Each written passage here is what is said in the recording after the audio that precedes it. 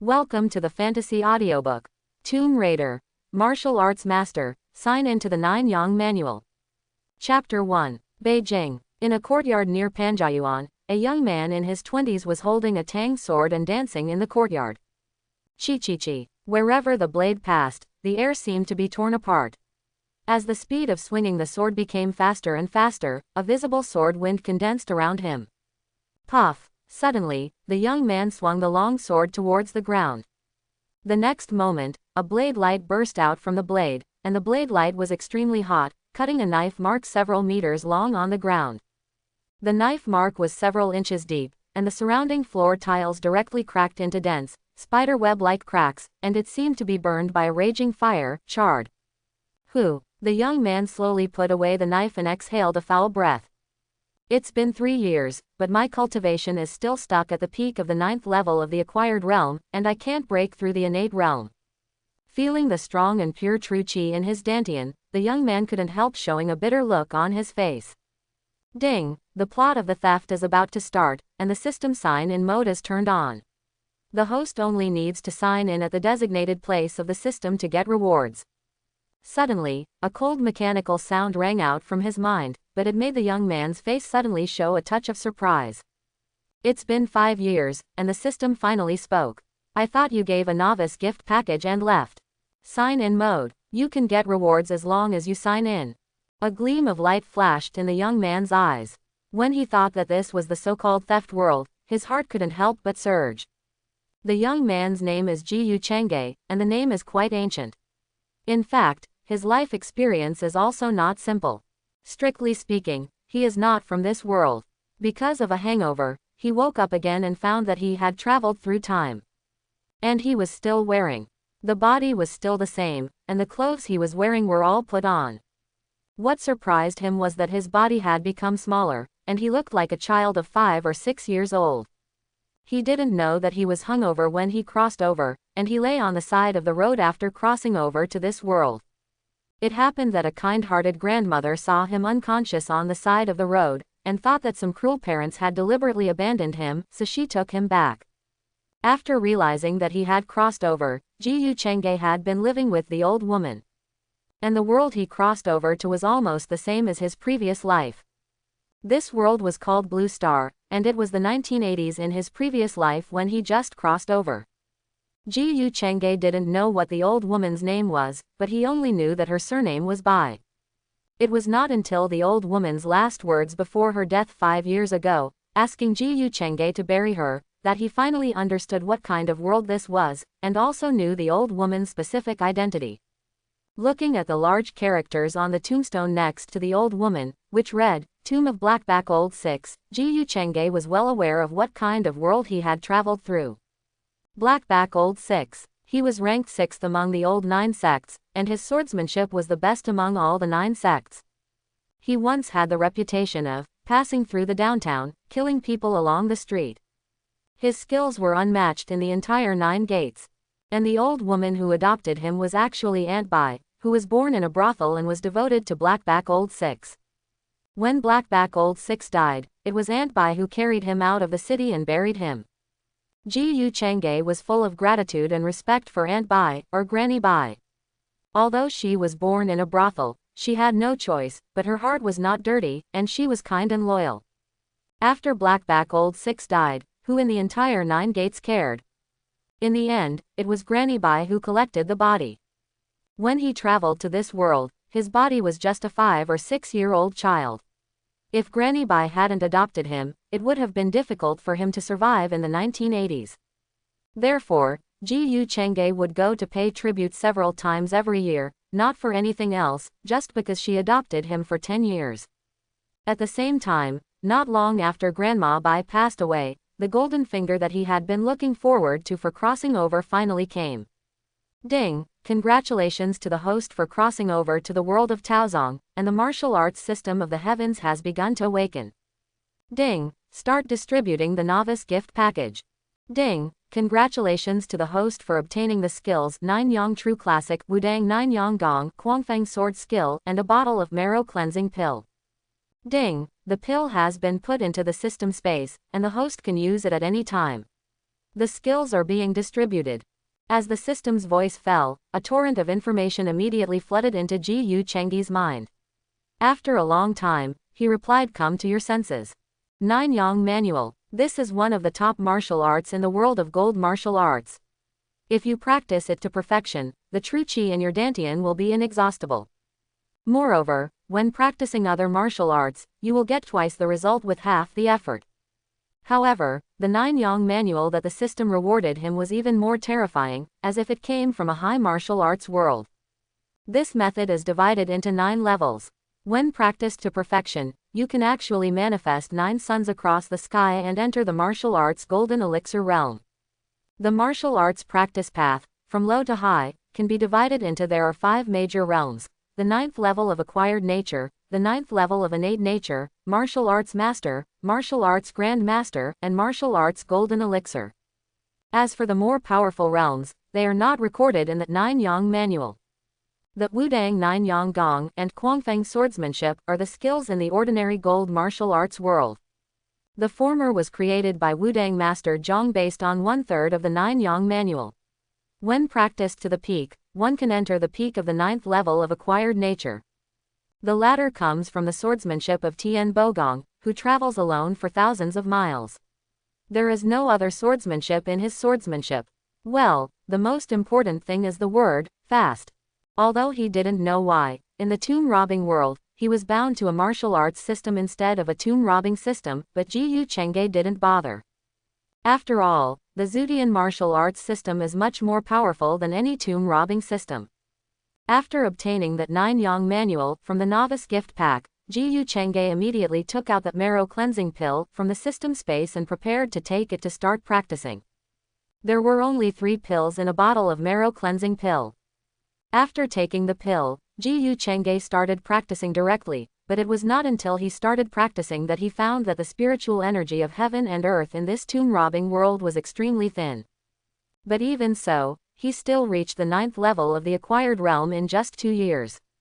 But in the next 3 years, no matter how he practiced, his cultivation was always stuck at the peak of the 9th level of the acquired realm, and he never made any progress. Moreover, in these 5 years, no matter how he called the system was like it had never existed, without any reaction. If it weren't for the system's direct warning when he was planning to rob a tomb, he would have thought that the system had run away after giving him the novice gift pack. Although he didn't understand why the system didn't allow him to rob tombs, Ji Yu Chengge didn't care too much, and at the same time, he had some guesses in his heart. Since he was not allowed to go tomb robbing, he began to cultivate his own forces. After all, the Wudang 9 Yang Gong and Quangfeng sword skill given by the system in the novice gift package were obviously not prepared for him. Therefore, not long after getting the system, he specially adopted 4 orphans in their teens. Moreover, he melted the only 2 remaining marrow cleansing pills and gave them to the 4 people to drink. Although each person only got the effect of half of the marrow cleansing pill, the cultivation aptitude was obviously significantly improved. Whether it is Wudang 9 Yang Gong or Quangfeng sword skill, the cultivation speed is extremely fast. Up to now, the 4 people have entered the 6th level of the acquired realm. For ordinary people, each of them is simply a little Superman. If it weren't for the thin spiritual energy between heaven and earth, I'm afraid they would have entered the 9th level of the acquired realm long ago. At the same time, he also discovered an extremely strange thing, that is, the 4 people he took in were extremely loyal to him after practicing Wudang 9 Yang Gong and Quangfeng sword skill. This kind of loyalty is not loyalty spoken in words, but loyalty visible to the naked eye. Moreover, he can clearly feel all of this, and he even has a feeling that he can control their life and death in a moment. After some exploration, he finally realized that it was not an illusion, but a fact. It turns out that the system rewards the skills, as long as he teaches others. Once others learn it, they can be 100% loyal to him. Even, he can control the other party's life and death and all cultivation. This makes Ji Yu Chengge very satisfied. After all, the human heart is the most unpredictable thing. Now that he can guarantee 100% loyalty, he is naturally happy. At the same time, in the past few years, Ji Yu Chengge himself has not been idle. Although this world is slightly different from the previous life, it is generally the same. Relying on time and information gap, even if he did not do it specifically, he still earned nearly 100 million yuan. And the 3-in-1 courtyard house he lives in now was bought after he became rich. Time goes back to the present. Listening to the voice from the system in his mind, Ji Yucheng's mood gradually calmed down. The theft plot is about to start. In other words, system, you will not stop me from stealing tombs.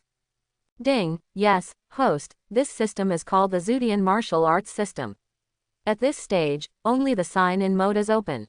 As long as you sign in at the location indicated by the system, you can get rewards. Since this world is a world of thieves, the sign-in location will most likely be in the major ancient tombs, or in places related to the plots of the major ancient tombs. Listening to what the system said, Ji Yucheng nodded thoughtfully. In other words, in addition to the sign-in mode, the system he is bound to will have other modes in the future. Now that the system has revived again, his cultivation that has been stagnant for a long time and cannot be broken through may be able to break through in the sign-in reward.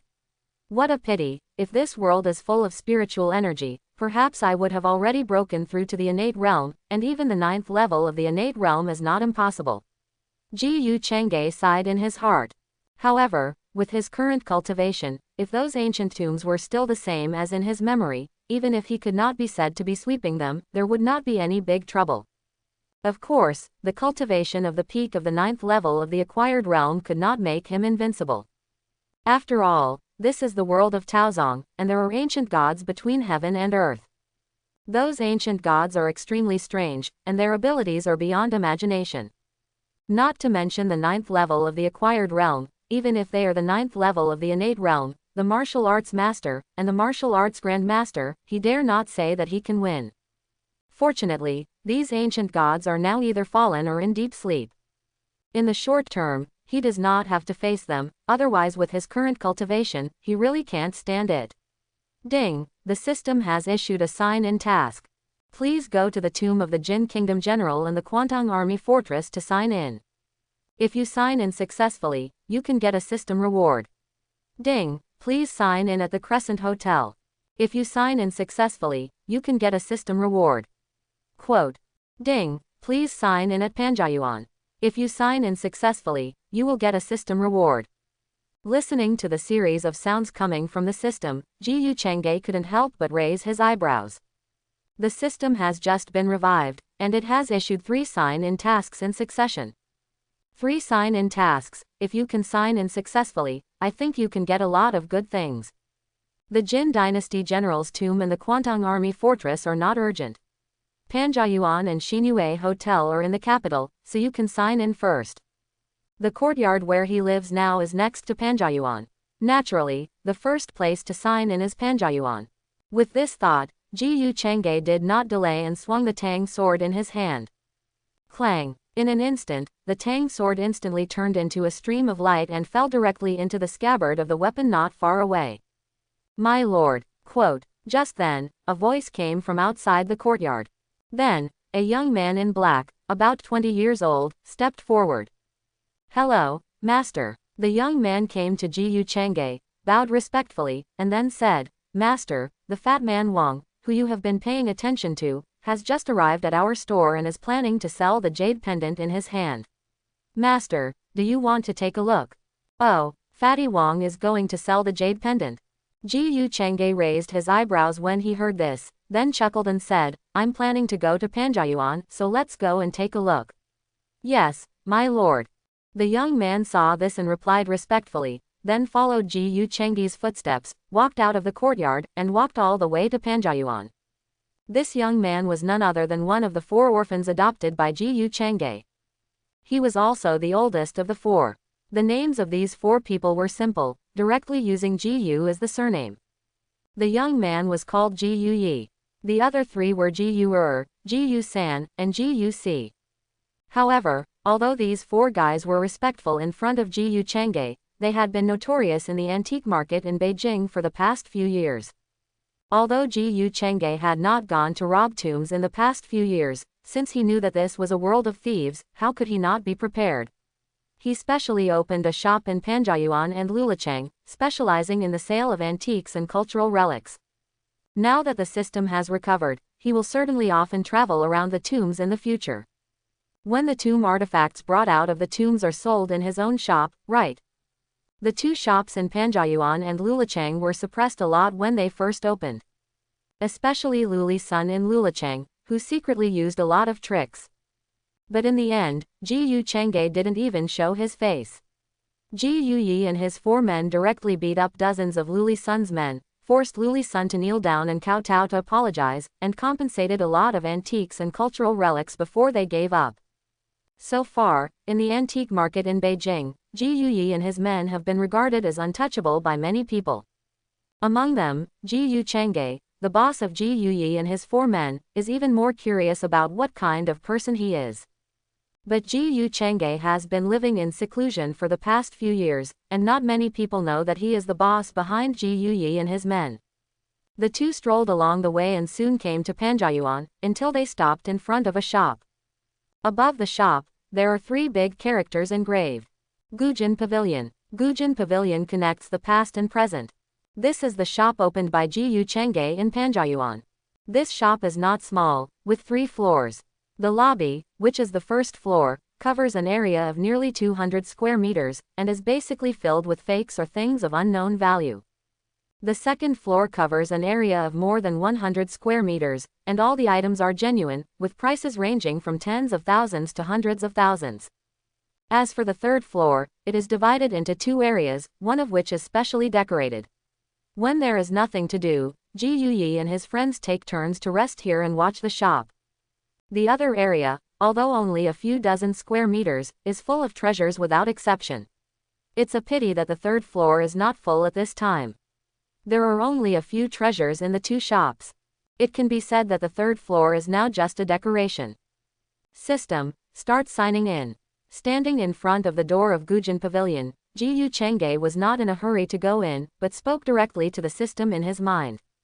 Ding, signing in. Ding, signing into Panjayuan successfully. Congratulations to the host for obtaining a bottle of Junyuan pill. Junyuan pill. This pill can help the host quickly compress and condense the true qi in the dantian into true essence. When all the true qi in the dantian is transformed into true essence, the host can enter the Shantian realm. Note: a maximum of 5 pills can be taken per month. Ding, host, do you want to receive the reward? Listening to the voice from the system in his mind, Ji Yu Chengge couldn't help but raise his eyebrows, and a hint of surprise flashed in his eyes. Junyuan pill, compress the true qi and condense the true essence. You know, since I stepped into the road of martial arts practice, it has only been 2 years since I reached the 9th level of the acquired realm. In the next 3 years, no matter how hard he tried, because the spiritual energy of heaven and earth was too thin, he could only condense a wisp of true essence. It can be seen how difficult it is to compress and condense the true qi into true essence. But with the help of this Junyuan pill, this progress will definitely be greatly accelerated. There is hope to break through the innate. Ji Yu Chengge was happy in his heart. As long as all the true qi was compressed and condensed into true essence, he could step into the innate realm. Sure enough, it is still comfortable to have a system to open the cheat. As the saying goes, it is fun to open the cheat for a while, and it is fun to open the cheat all the time. Now that the system has revived, you can sign in to get rewards. I will definitely be able to improve my own cultivation to an unimaginable realm in a short time. Buzz. Ji Yu Chengge flipped his right hand, and a blue-white jade bottle instantly appeared in his palm. When he opened it, he saw 12 brown pills inside. According to the system, he could only take 5 pills a month at most. If he took all of these pills, he would definitely be able to break through to the innate realm in at least 2 months. Maybe he could even break through without using 12 Junyuan pills. After putting away the pills, Ji Yu Chengge immediately walked into the ancient and modern pavilion. Seeing this, Ji Yu Yi behind him hurriedly followed. He didn't care at all that Ji Yu Chengge had just flipped his palm and a jade bottle appeared out of thin air. In his opinion, his master was a banished immortal, and a little trick was nothing but commonplace. When he stepped into the ancient and modern pavilion, Ji Yu Chengge saw a fat man wearing a denim jacket sitting on a chair. But at this time, the fat man showed a hint of impatience on his face. At the counter, an old man in his 60s wearing glasses was looking at the jade pendant in his hand with a look of surprise and confusion. On the chair next to him, there was a boy about 18 years old, who looked at the fat man opposite with curiosity, and fiddled with the flying knife in his hand from time to time. The flying knife was like a toy in his hand.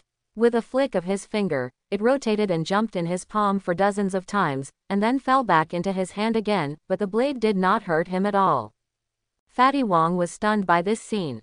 If he was not in a hurry to use the money and worried that the boy opposite would be angry and made him wait for so long, he would have slammed the table and left.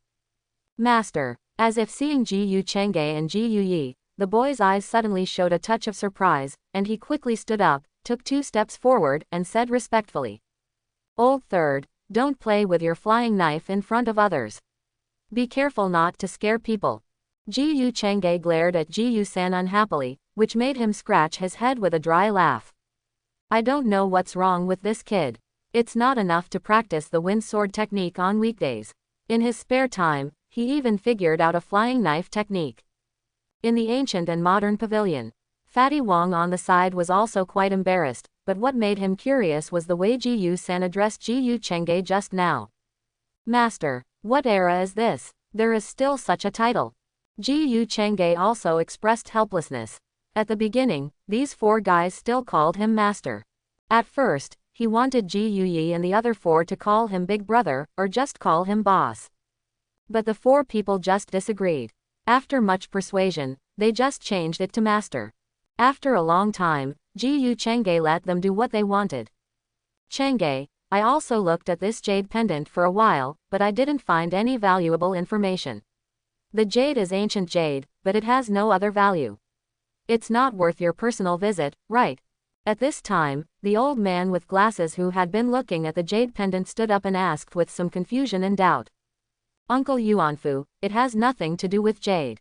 Ji Yu Chengge smiled lightly, reached out and picked up the jade pendant from the table and said, "The old man's name is Qi Yuanfu.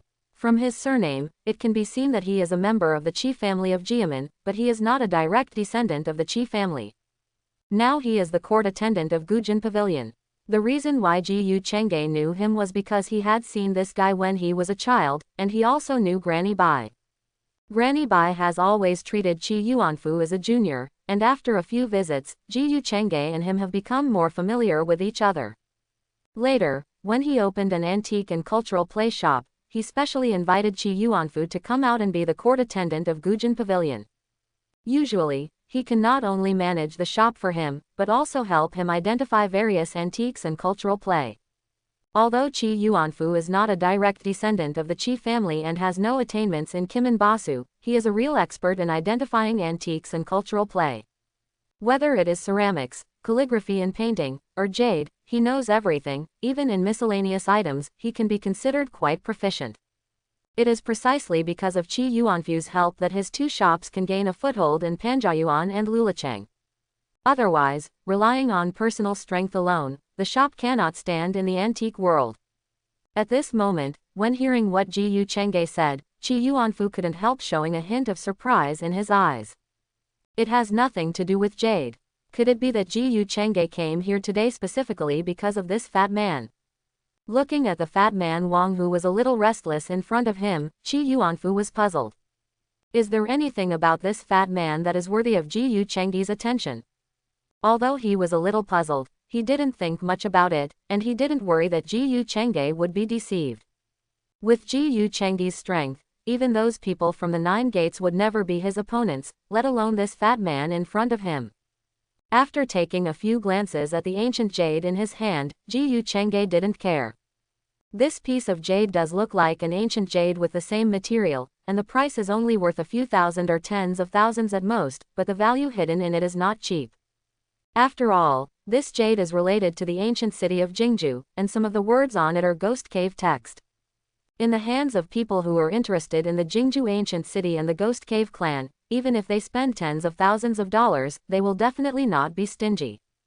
Now is the beginning of the new century, and the millennium has just passed. Although tens of thousands of dollars are not a lot, they are not a small amount. "Brother, what's your name?" Looking at Fatty Wong in front of him, Ji Yu Chengge asked with a faint smile. "Ah, my name is Wang Kaishuan. My friends call me Fatty Wong, you can just call me Fatty Wong." Hearing what Ji Chengge said, Fatty Wong spoke quickly, with a bit of restraint on his face. In fact, Fatty Wong is usually carefree and aggressive, but today, he doesn't know what happened, especially in front of Ji Chengge, he didn't dare to speak loudly. Boss, do you think you will take this ancient jade? Yes. Ji Chengge nodded, then thought for a while and continued, I won't cheat you. The text on your jade is called Ghost Cave Text, which is related to the once disappeared Jingju ancient city. But the material of the jade is too poor, and the price offered by Panjiayuan will never exceed 3,000. It just so happens that I am a little interested in this Ghost Cave Text. How about I give you 30,000? For Ji Chengge, the price he offered was very fair, and he didn't bother to cheat Fatty Wong. 30,000. When he heard the price, Fatty Wang's heart suddenly thumped wildly, and he was even more surprised. In fact, before coming to Gujin Pavilion, he did ask a lot of shops. Some offered hundreds, some offered thousands. The highest price was offered by a guy with big gold teeth and sly eyes, who offered 3,000 yuan. Fatty Wong wanted to sell it to him directly, but when he came to Gujin Pavilion, he came in and asked again. Who knew that he had been waiting for the boss for so long, and he didn't expect that the young boss would ask for 30,000 yuan at the first opening. 30,000. He had never made so much money in his life. With this 30,000, he would definitely treat Lao Hu well when he arrived. Why, the price is not enough. Looking at Fatty Wong, who had been silent for a long time, Ji Chengge raised his eyebrows and said, Enough, enough, enough. 30,000 is 30,000. Fatty Wong came back to his senses and spoke quickly. Ji Chengge nodded calmly and glanced at Qi Yuanfu. Qi Yuanfu was silent, then took out a few stacks of cash from the drawer and put them on the table. Here is 30,000 yuan, count it. Hee, count it, boss, your store is so big, I don't think you will cheat me. Looking at the 30,000 yuan on the table, Wang Pengzi's eyes lit up, and he immediately smiled and quickly put the money into his pocket, holding it tightly, fearing that he would lose the money. Ji Chengge looked at Wang Pengzi with some surprise, and really underestimated this fat man. Although for him, the 30,000 yuan is not worth mentioning, but for Wang Pengzi, the 30,000 is definitely a huge sum of money. But this guy didn't even count it, and put the money into his pocket, obviously telling him that he believed in him, so as to take this opportunity to bring the two sides closer. It is said that this fat man looks careless on the outside, but in fact he is a smart and interesting person. You are a bit interesting, fat man. You are quite interesting, fatty. Ji Chengge looked at Fatty Wong meaningfully, smiled faintly, and then continued, my surname is Ji Yu. If you have any good things in the future, you can come to my Gujin Pavilion. The price will definitely satisfy you. Hee, no problem, I think Boss Ji Yu is also a generous person. If you really have any good things in the future, I, Fatty Wong, will definitely come to you. The jade has been sold today. Fatty has something to do later, so I'll leave first. Fatty Wong smiled, put the 30,000 yuan in his arms, and turned away. Looking at Fatty Wang's departing back, Qi Yuanfu pushed his reading glasses on his nose and looked at Ji Chengge in surprise. Chengge, you seem to think highly of Fatty Wong. Ji Chengge shook his head. Not really, this Fatty is also a wonderful person, maybe he can be useful in the future. For him, it was just an ordinary business, but he was not like other shop owners in Panjiayuan who would cheat some ignorant people. Now that the system has been revived, it won't be long before he will find the major tombs and sign in to get rewards. In terms of personal strength, he is confident that he is the Zhang family's Qilin, and he is not afraid at all, and he is even stronger. But finding the major tombs is difficult. For those tombs in his previous life, he only remembers the approximate location. If there is a person who is proficient in finding dragons and points, and can accurately find the major tombs, it will definitely save him a lot of trouble. In terms of the ability to find dragons and points, who can compare with the tomb robber in this world of theft? It's a pity that the 4 tomb robbing schools are now withering and no longer as powerful as they were in the Republic of China. In this era, Sima Wei, Zhang Qiling, and Zhang Yingchuan are the strongest in searching mountains, finding dragons, dividing gold, and determining the location of the tomb. Among them, Sima Wei and Zhang Yingchuan are from the tomb robbing lineage, and both of them are descendants of Zhang Sanlian, who wore 3 tomb robbing talismans in the past. It's a pity that the whereabouts of these two people are uncertain. The former can be said to be the strongest existence in the tomb-robbing lineage, and his combat power is not inferior to the legendary figure of moving mountains, the partridge whistle. Ji Yu Chang'e also sent people to look for these two people, but unfortunately they were not found. And Zhang Keeling is the head of the Zhang family. Not only is he powerful, like a god in the mortal world, but he is also proficient in various tomb-robbing skills. Ji Yu Chang'e even suspects that the various skills of the Fu Zonglang Zhang, such as dividing gold and determining the location of the tomb, are also known to the Zhang family. After all, double finger cave exploration is not only a unique skill of the Zhang family, but also a unique skill of the Fu lineage. As for why this happened, Ji Yu Chang'e had a guess. Either the Fu Tianguan was originally from the Zhang family, or there was a Zhang family member who became a disciple of Fu and brought Fu's skills back to the Zhang family. Of course, no matter which one it was not important to Ji Yu Chang'e. What was important was that he had specially visited the Golmud Sanatorium to investigate. Unfortunately, the entire Golmud Sanatorium had been abandoned at that time, and there was no one at all, so the search for Zhang Keeling was declared a failure. In the end, Ji Yu Chang'e could only settle for the second best and set his sights on Hubei. Hubei's grandfather was a disciple of Sun Guofu, who had the yin-yang eyes, and Sun Guofu was a disciple of Zhang Sanlianzi. Zhang Sanlianzi once found the Zhodian 16 hexagrams in an ancient tomb, and finally created a secret technique that defied the heavens. 16-character yin-yang feng shui secret technique.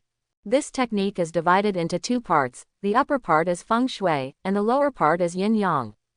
According to legend, at the moment when this technique was completed, the sky and the earth changed color, and Zhang Sanlianzi was even more backlashed.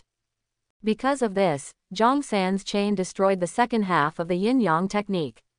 And it was announced to the public that this technique would take away the fortune of heaven and earth and might shorten one's lifespan. However, even if it was only the first half of the feng shui technique, it was still the best secret technique in the world. It contained various feng shui secret techniques, as well as descriptions of the shapes, structures, and layouts of a large number of ancient tombs from all dynasties. It can be said that as long as one has learned this half of the feng shui secret technique, it is enough for one to visit most of the tombs in the world. And now, the first half of this 16-character yin-yang feng shui secret technique is in the hands of Hubei. Although Hubei will be a legendary figure among the tomb grabbers in the future, at this stage, he is just a half-baked tomb grabber. It is precisely because of this that Ji Yu Chang'e chose Hubei, which can be said to be a second choice. Hubei. Ji Yu Chang'e narrowed his eyes slightly, and a gleam of light flashed in his eyes. Now that Fatty Wang came to sell jade, it would not take long for Fatty Hu and the others to go to Gangongyingzi in Niexin Mountain to experience the first tomb in their lives. He really didn't know where this Gangongyingzi was exactly, he only knew it was between the Greater Khingan Range and the grassland. It would take time and effort to find it, so it would be better to borrow Hubei and Wang Pangzi, and wait until the exact destination, and then look for the plan of tomb robbing. After shaking his head and dispelling the chaotic thoughts in his mind, Ji Yu Chang'e then looked at Qi Yuanfu beside him and smiled. "Uncle Yuanfu, you are busy, I will go back first." As he said, he glared at Ji Yu San next to him and said unhappily, "You kids stay here and help Uncle Yuanfu." "Yes, my lord." Hearing Ji Yu Chang'e's words, Ji Yu San nodded helplessly. "Chang'e, if you have something to do, go first." Qi Yuanfu saw this and nodded with a smile. "My lord, should we go back to the mansion or where else?" After walking out of the ancient and modern pavilion, Ji Yuyi asked. Ji Yu Chang'e looked up at the sky. It was still early before dark. Among the sign-in tasks issued by the system, the sign-in for Panjiayuan had been completed, so it was just right for him to complete the next sign-in task. "It's still early now, so I'm not in a hurry to go back home. I heard that the New Moon Hotel in Beijing is a must-see. I have never been there in all these years. Let's go to the New Moon Hotel." Hearing this, Ji Yuyi nodded respectfully and said, "The New Moon Hotel is still some distance away from here. My lord, please wait a moment. I will prepare a car for you." After that, Ji Yuyi turned around and left. As the boss of Gujin Pavilion, Ji Yu Chang'e is not short of money. Although he rarely goes out on weekdays, he never lacks a car for transportation. After a while, a Mercedes-Benz off-road vehicle was seen slowly driving towards this place, attracting many people in Panjiayuan. After all, in this era, luxury cars are not everywhere. My lord, Ji Yuyi got off the main car and opened the back seat for Ji Yu Chengge. After getting on the car, the vehicle slowly drove away from Panjiayuan, and after getting on the main road, it quickly headed towards the Xinhua Hotel. Master, this is the New Moon Hotel. In front of the New Moon Hotel in Beijing, Ji Yu Chengge slowly got down from the back seat of the car. Looking at the New Moon Hotel in front of him, Ji Yu Chengge raised his eyebrows and smiled faintly. It is indeed a place that has been passed down for hundreds of years. This New Moon Hotel is built with some spirit. The New Moon Hotel in front of him is located in the center of Beijing City and covers a large area. There are more than 20 steps in front of the door, which are 7 or 8 meters long. The whole hotel is made of wooden structure, which is low-key, but full of ancient charm and grandeur. There are also 4 young men in black clothes at the door, with their hands behind their backs, standing tall and guarding here. My lord, I have heard of the name of the Crescent Hotel in the past few years. Some people in the circle say that this place is a hotel on the surface, but it is actually the largest auction trading platform in the entire antique and cultural relics circle. I don't know if it is true. Hearing Ji Yuyi's words, Ji Yu Chengge smiled faintly and said, "You are right. This is the largest auction trading platform. Since the late Qing dynasty and the early Republic of China, this has been the country's largest auction venue for antiques and cultural relics, and even underground artifacts. Once the Crescent Hotel holds an auction, the entire antique world, the tomb-robbing world, and even various forces such as the 8 outer trades will come." As Ji Yu Chengge described, Ji Yuyi's eyes gradually became solemn. The country's largest auction venue for antiques and cultural relics, and it is located in this city. It can be seen that the background behind this Crescent Hotel must be very powerful. Let's go. It's just an auction venue. What does it have to do with us? Noticing the look in Ji Yuyi's eyes, Ji Yu Chengge shook his head and laughed, and then stepped towards the Crescent Hotel. In addition to wanting to try the food here, he came here mainly for the system sign-in task. Other things have nothing to do with him. Even though the New Moon Hotel is powerful and has a great background, Ji Yu Chengge doesn't care at all. He awakened the martial arts system of the heavens. In the future, he will definitely shed his mortal body, become a god in martial arts, and become immortal. No matter how powerful the New Moon Hotel is, it can't escape the scope of mortals. The 2 of them crossed the 29 steps and walked directly into the hotel. The 4 men in black at the door did not stop them. After all, the New Moon Hotel also welcomes guests to eat on weekdays, unless there is an auction. At that time, no one can enter except those with an invitation. After walking into the hotel and taking a few casual glances, Ji Yu Chengge had to sigh that this New Moon Hotel is indeed good.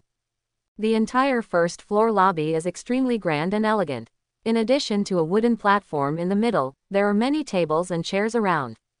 Although the prices at the Xinhua Hotel are very high, there are still many guests in the hotel. It is lunchtime, and many tables and chairs are already full. Among the private rooms on the 2nd floor, only a few are lit at this time. As for the 3rd floor, it is not open to the public unless an auction is held. Let's go, find a place to sit down. After a few casual glances, Ji Yu Chengge took Ji Yuyi to an empty table and sat down. "Gentlemen, this is the menu of our restaurant." Just as the 2 of them sat down, a beautiful woman came over with a thick menu book in her arms.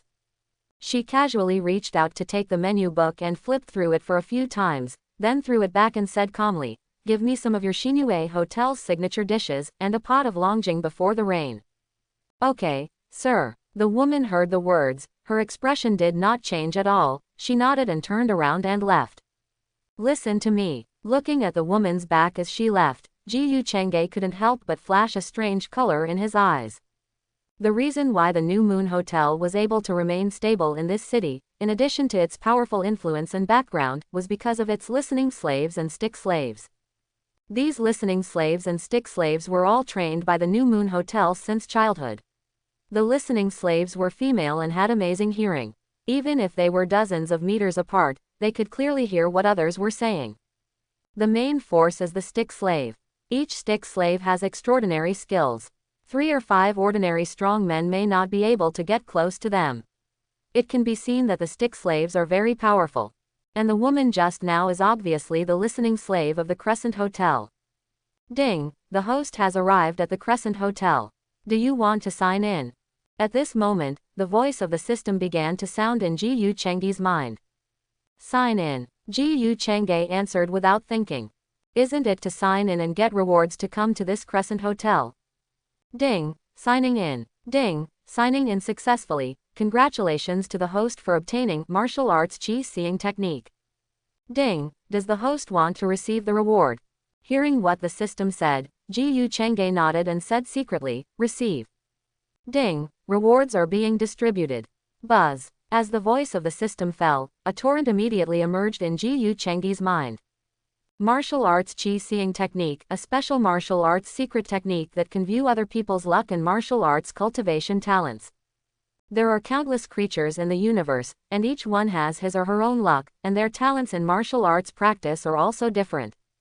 The luck of creatures can be divided into 9 colors, 7 colors, 3 colors, gold, purple, red, orange, yellow, green, cyan, blue, and white from high to low. The luck of a child with ordinary luck is at least red luck. The rest are just ordinary people in the world. The talent for martial arts practice is divided into a percentage system, and those below 50 can be considered as useless in practice. Only those who reach 60 points can be regarded as having a certain talent for practice, but they have not achieved much in this life. Those who reach 80 points can be considered as geniuses in the world. The further you go, the harder it is to increase your score. Tisk tisk, I didn't expect that this sign-in would actually reward such a heaven-defying secret technique. Feeling the information about the martial arts chi reading technique in his mind, Ji Yu Chengge couldn't help but secretly marvel in his heart. With this secret technique, he can easily know who has great luck and who has a high talent for martial arts practice. If a sect is established based on this, I am afraid that everyone in the sect, without exception, is a person with great luck and extraordinary talent for cultivation. It's a good time to try this martial arts chi gazing technique. Ji Yu Chengge's mind moved, and a ray of light flashed across his eyes for a moment and then disappeared.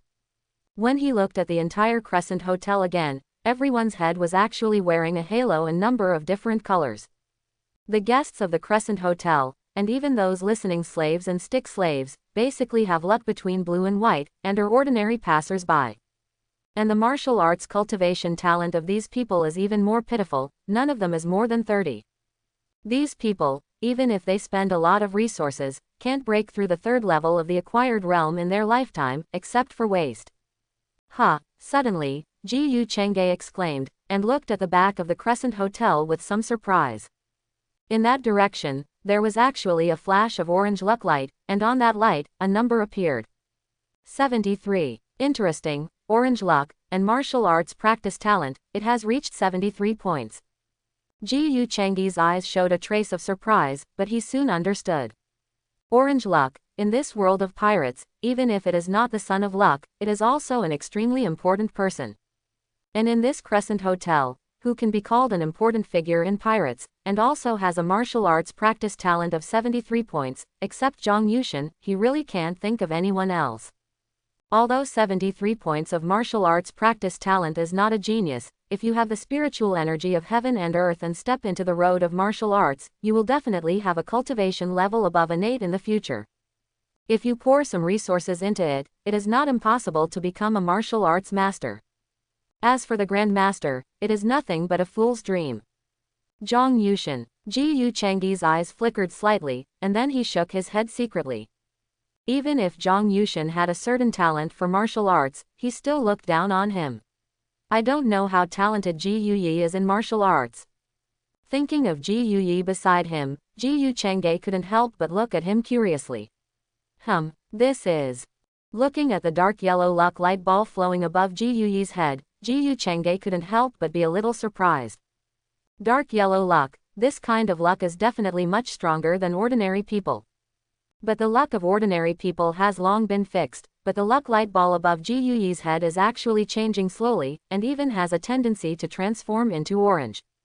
Moreover, a number should appear in the luck light ball. 79. What does this number represent? How could Ji Yu Chengge not know? This means that Ji Yuyi's talent for cultivation is definitely a genius. If this world has the spiritual energy of heaven and earth, it will definitely be able to become a martial arts master. Even a grand master is not impossible. Moreover, surprisingly, Ji Yuyi's martial arts talent actually showed signs of transformation. The number 79 seemed to be jumping to 80. Tisk tisk. Logically speaking, if Ji Yuyi had been adopted by me before, he would have been just like everyone else. But because he was adopted by me and became my subordinate, his original fate has changed. He will definitely be a great figure in this world in the future, so his luck will transform to dark yellow, and there are even signs of transformation to a higher level. As for the 79-point cultivation talent, I'm afraid it is also related to the fact that he took half a marrow cleansing pill before. Ji Yu Chengge secretly guessed in his heart, but he didn't care too much about it. After all, Ji Yuyi was his own person after all. As long as he was loyal to him, even if he was a useless cultivator, he would definitely have the means to transform him in the future. After using the martial arts qi gazing technique for a while, Ji Yu Chengge returned to normal and stopped thinking about it. As for the level of his own luck and cultivation talent, he didn't care. With a system, how could he measure it with common sense? Moreover, it is the same no matter where you are. Just when Ji Yu Chengge was testing the martial arts qi watching technique, a table of delicious food was already on the table. After the two of them had a big meal, they couldn't help but sigh that the New Moon Hotel was indeed expensive for a reason. Even if it was just a plate of cabbage, its taste was far from comparable to other hotels. After eating and drinking, Ji Yu Chengge paid the bill and it actually cost hundreds of thousands. You know, it was only a year after the millennium.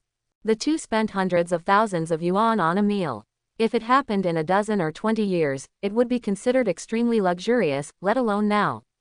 Let's go. Now that they have eaten and signed in, there is no point in staying any longer. Although Zhang Yushan and Yin Nanfang are in the Xinyue Hotel, he is not interested in getting to know them.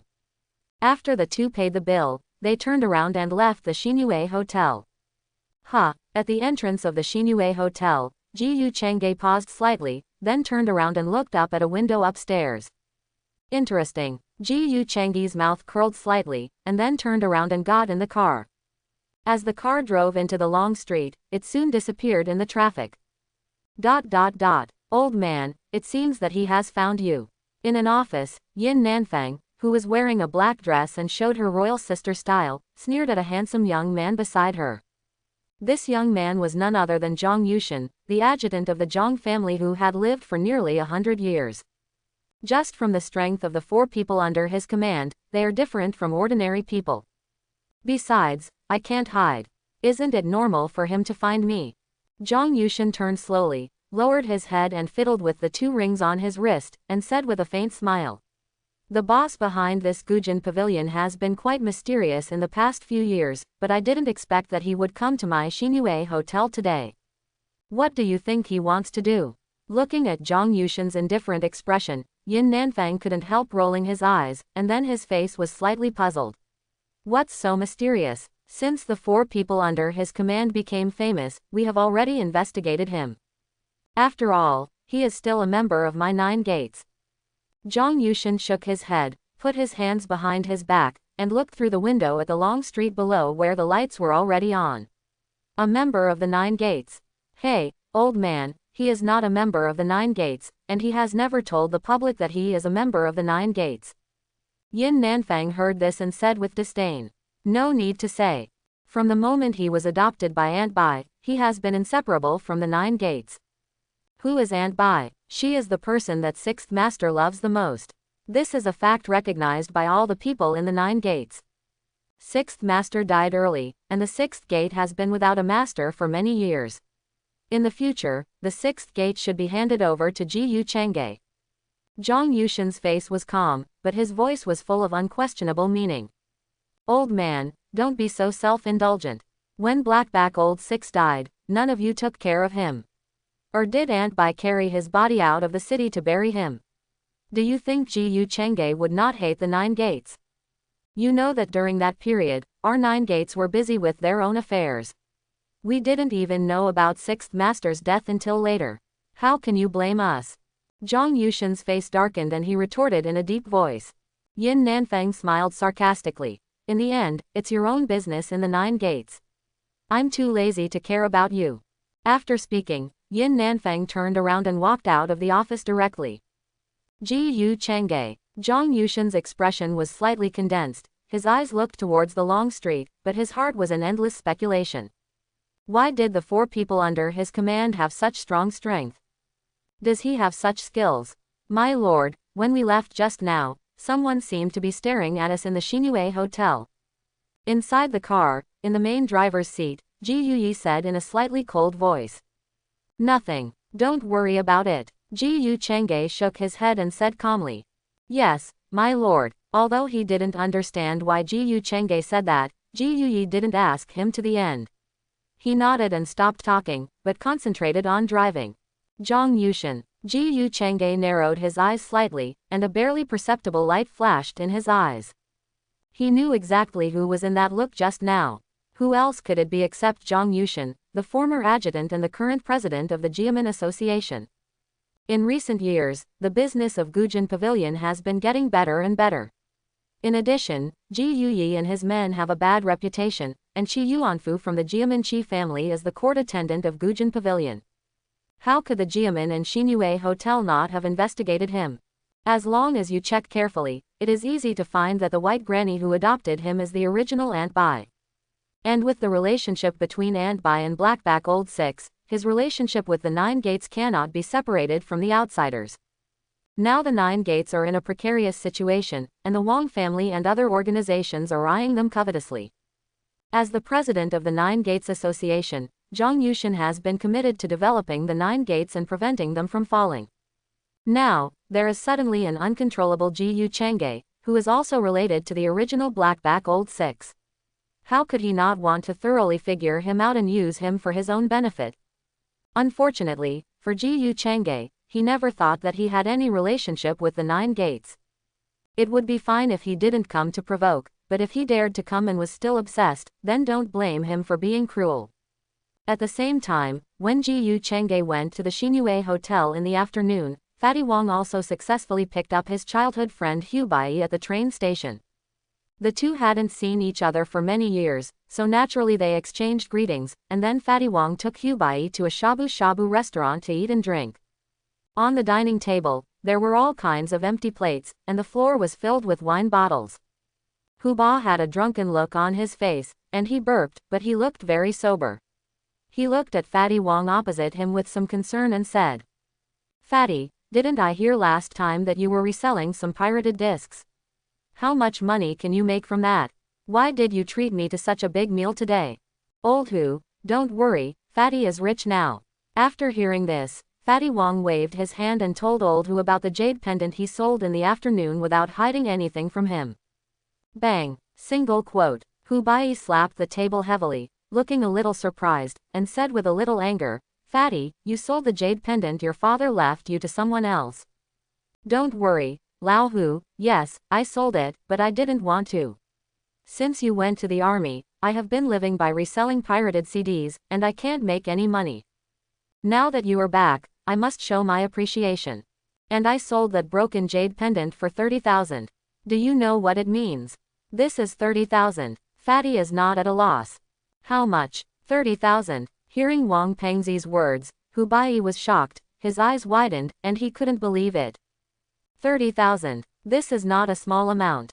He didn't expect that the jade pendant of Fatty could be sold for this number. Now Hu Bai didn't say anything anymore, and even sat down again, and asked the boss to serve 2 more mutton. Old Hu, you said that my broken jade pendant can be sold for 30,000 yuan. If I have other old items, can they also be worth that much money? Fatty Wang rolled his eyes and asked tentatively. I don't understand this, but I think it should be true. Hubba replied while eating mutton. Old Hu, do you still remember when we went to the countryside? Every household in the village seems to have different old items. If we bring all these old items here, won't we get rich? When Fatty Wang said this, Hubba was stunned. After a while, Hubei came back to his senses, and then slapped the table and said in surprise. Fatty, you're right, if that's the case, not only can we make a lot of money, but we can also improve the lives of our fellow villagers. Old Hu, you really hit the nail on the head. Although the development has been getting better and better in recent years, the villagers are still in great difficulty. Let's sell the old things of the villagers here, won't the villagers thank us? After Wang Pengzi and Hubei's discussion, they quickly made up their minds to go back to the place where they went to the countryside and take all the old things in the villagers' homes to Beijing to sell.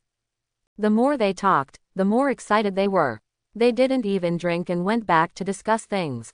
And the two of them planned to make a big purchase before going back and bring some things back to the villagers. Ji Yu Chang'e naturally didn't know what Hubei and Wang Pengzi were discussing. At this time, Ji Yu Chang'e had already returned to the courtyard. After sending Ji Yuyi away, Ji Yu Chang'e went directly to the backyard and sat cross-legged on the stone table in the yard. Now that the check-in tasks at Panjiayuan and Xinyue Hotel have been completed, it is time for him to start trying the effect of the Junyuan pill. Swish! Ji Yu Chang'e flipped his palm, and a blue-white jade bottle instantly appeared in his hand. I don't know how much Junyuan this Junyuan pill can compress and condense for me. Ji Yu Chang'e whispered while taking out a pill from the jade bottle. As soon as the pill, which looked like a chocolate pill, came out, there seemed to be a fragrance floating in the air. The pill melted in his mouth and instantly turned into a majestic medicinal power, flowing through his limbs. Ji Yu Chang'e quickly sat cross-legged, closed his eyes, and began to run the formula of the 9-yang manual to refine this medicinal power. Buzz, buzz, buzz. As the power of the medicine continued to be taught, the mist-like qi in his dantian began to purify at a very fast speed, and compressed drops of water-like qi, dripping below the dantian. Time passed by little, and soon, the qi below the dantian actually grew into a stream. But compared to the majestic qi like thick fog, the stream-like qi was too inconspicuous. Swish! Ji Yu Chang'e suddenly opened his eyes, and a gleam of light flashed in his eyes. This qi pill is really extraordinary. In the past, I compressed and condensed qi, and at most a dozen drops a night. Now, a qi pill can actually increase my refining speed by more than dozens of times. With the help of some qi pills, it won't take long for me to break through and enter the innate realm. Ji Yu Chang'e exclaimed in a low voice, and quickly took out another qi pill and took it. This pill can be taken at most 5 times a month, but there is no rule that you can't take more than one at a time. As Ji Yu Chang'e fell into cultivation, the whole courtyard soon fell into silence. Golden crow rises in the east, jade rabbit falls in the west. As a ray of morning glow and purple air fell, it turned into a ray of purple air in the dark and merged into Ji Yu Chang'e's body. Buzz! Accompanied by a buzzing sound in the air, Ji Yu Chang'e suddenly opened his eyes, a ray of golden light flashed in his eyes, and then he exhaled a deep breath of turbid air.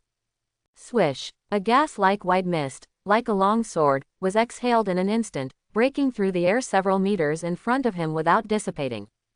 Exhaling like a sword, it was not until nearly 10 meters later that the white mist finally dissipated. System products must be top-notch. 2 Junyuan pills will allow me to transform and condense 20% of my Junqi into Junyuan. Sure enough, cheating really makes people happy. Ji Yu Chang'e whispered to himself, feeling the Junyuan refined in dantian last night, and a smile appeared on his face involuntarily. Buzz! He leapt up with his right hand open. Clang! The next moment, a sound of a knife ringing was heard. On the weapon rack not far away, a tang sword was instantly unsheathed and fell into his hand. Swish! Swish! Swish! The long sword broke through the air and turned into a series of knife shadows as Ji Yu Chang'e danced. He practiced swordsmanship every morning, which had never stopped since he embarked on the path of cultivation. When practicing swordsmanship, he did not infuse true energy, but even so, his speed and strength were far beyond the reach of ordinary people. Perhaps it was the effect of taking a complete marrow cleansing pill. His cultivation aptitude and comprehension were extremely terrifying. The Quangfeng swordsmanship was not considered a superior swordsmanship in martial arts, and it was emphasized by the word, fast. In Ji Yu Chang'e's hands, this Quangfeng swordsmanship was almost fully demonstrated by him. His knife skills were so fast that there were even dozens of knife flashes in 1 second in the whole courtyard. The knife wind was fierce, and even without using true chi, the knife chi generated out of thin air still left countless dense knife marks on the ground. After 2 hours of knife skills training, Ji Yu Chengge was sweating all over. After a simple shower, he went to the front hall and started to eat breakfast. In this 3-in-1 courtyard, in addition to Ji Yu Chengge, there were only 4 people including Ji Yu Yi. However, on weekdays, 2 of Ji Yu Yi and the other 4 would always stay in the Gujin Pavilion in Panjiayuan and Lulachang, and the other 2 usually lived in the front yard. Ji Yu Chengge did not find any servants, but spent a lot of money to invite a very skilled cook to be responsible for 3 meals a day. He had money and should enjoy himself, so he would naturally not treat himself badly. Front hall. When Ji Yu Chengge came, he happened to see a young man in black clothes carrying breakfast on the table. "It's you, Xiao Si. Where are your 3 brothers?" Ji Yu Chengge asked casually, then sat down and started eating. "My lord, the eldest and the 3rd brother went to Gujin Pavilion, and the 2nd brother went out early in the morning." The young man in front of him was called Ji Yu Si, who was only 16 years old this year and was the youngest of the 4. But don't think that he is weak just because he is young. In fact, his cultivation has now reached the peak of the 6th level of the acquired realm, and his sword skills are as fast as lightning. If it weren't for the thin spiritual energy of heaven and earth, he would have already broken through to an unknown realm. Ji Yu Chengge, who was eating breakfast, subconsciously used the martial arts chi-seeing technique to look at Ji Yu Si. When he saw the deep yellow luck above his head, he was not very surprised. What surprised him was that the martial arts cultivation talent value revealed in that luck light ball actually reached an astonishing 82 points. The higher the talent for martial arts cultivation, the more difficult it is to improve. A talent of 82 points is enough to be called a cultivation genius. If he lived in a cultivation world, it would be enough for him to cultivate to the martial arts grandmaster steadily. Even if he was a martial arts golden elixir, he might not be unable to break through. I didn't expect that Xiao Si's martial arts talent is so strong. I think in addition to the effect of the half-marrow cleansing pill, his own talent is also very strong. Ji Yu Chengge thought secretly in his heart. Now that the system has revived, the strength of Ji Yu Yi and the other 4 will definitely become stronger in the future. It seems that it is not appropriate to just pick a few names at random. After all, masters must have some upscale names. Xiao Si, how about I change your name? Plop. Ji Yu Chengge originally just asked casually, but Ji Yu Si actually knelt down on the ground, with a horrified and pleading tone. "Master, but Xiao Si did something wrong, please don't change Xiao Si's name, Xiao Si will not go anywhere, just follow the master." "You kid, what are you kneeling for? Get up quickly, I didn't say you did anything wrong." Ji Yu Chengge glared at him with some annoyance, and then continued, "I thought that the name of 1, 2, 3, and 4 for you 4 brothers was too casual, so I thought of giving you a more domineering name, S-name. After all, you are my subordinates, with strong strength and domineering names, which can also intimidate the enemy. In this way, there were 4 evil beasts in ancient times, and the 4 of you will definitely kill continuously in the future. Why don't you name them Teodi, Hundun, Chongqi, and Taowu, and add the surname Ji Yu?" Hearing this, Ji Yu Si immediately showed a firm face and said respectfully, "Master, Xiao Si obeys the master's orders and will be named after the 4 evil beasts from now on."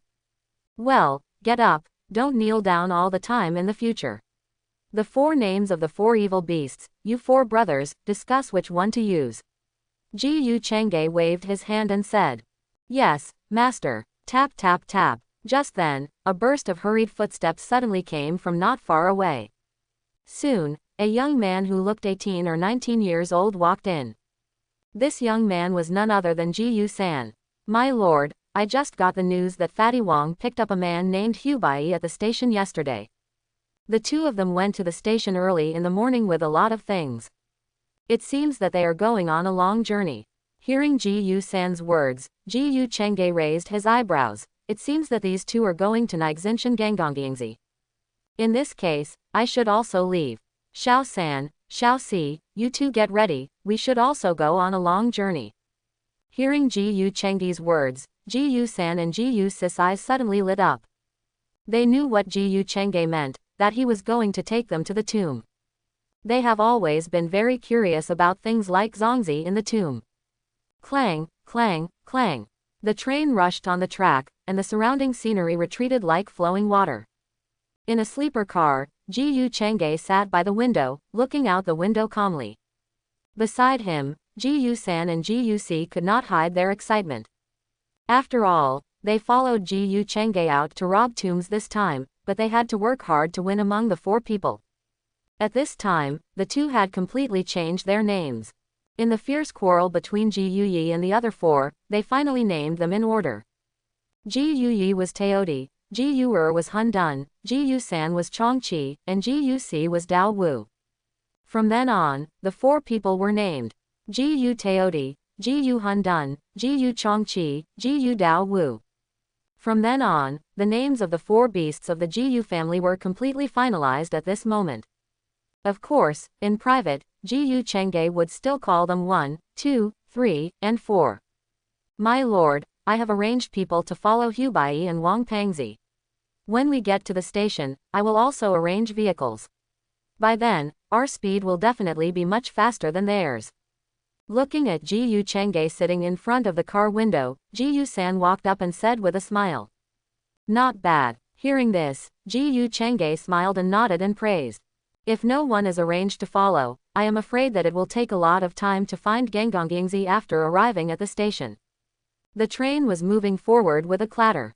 In this era, the speed of trains is still relatively slow. After nearly 10 hours, the train finally arrived at the station. The 3 of them left the station, and Ji San made a phone call. Soon, an off-road vehicle appeared in front of them. After Ji San went up to negotiate for a few words, the man left directly and left the car keys. Master, let's go quickly. I just got the news that Hubai and his men are almost at Niexin Mountain.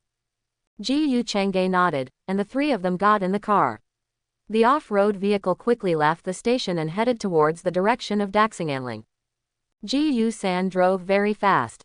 In less than 2 hours, he had already arrived at Niexin Mountain. He had to slow down here. After all, this area is almost full of bumpy dirt roads. At this time, the sky was almost completely dark. Master, just now my people sent news that Hubai and his men have arrived at Gangongyingzi. It's not good for him to stay there, so I let him leave early. In the driver's seat, Ji San turned around and said to Ji Chengge in the back seat. Let him go back. There's really no point in staying.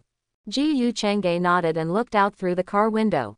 With his current cultivation at the peak of the 9th level of the acquired realm, even if it was dark at this time, it would not affect him at all, and he could see everything clearly. The Niexin mountain area is indeed too barren, a place of real poverty and bad water. Moreover, it is dozens of miles away from the nearest town, and it is a bumpy dirt road and mountain road. Development here is extremely difficult.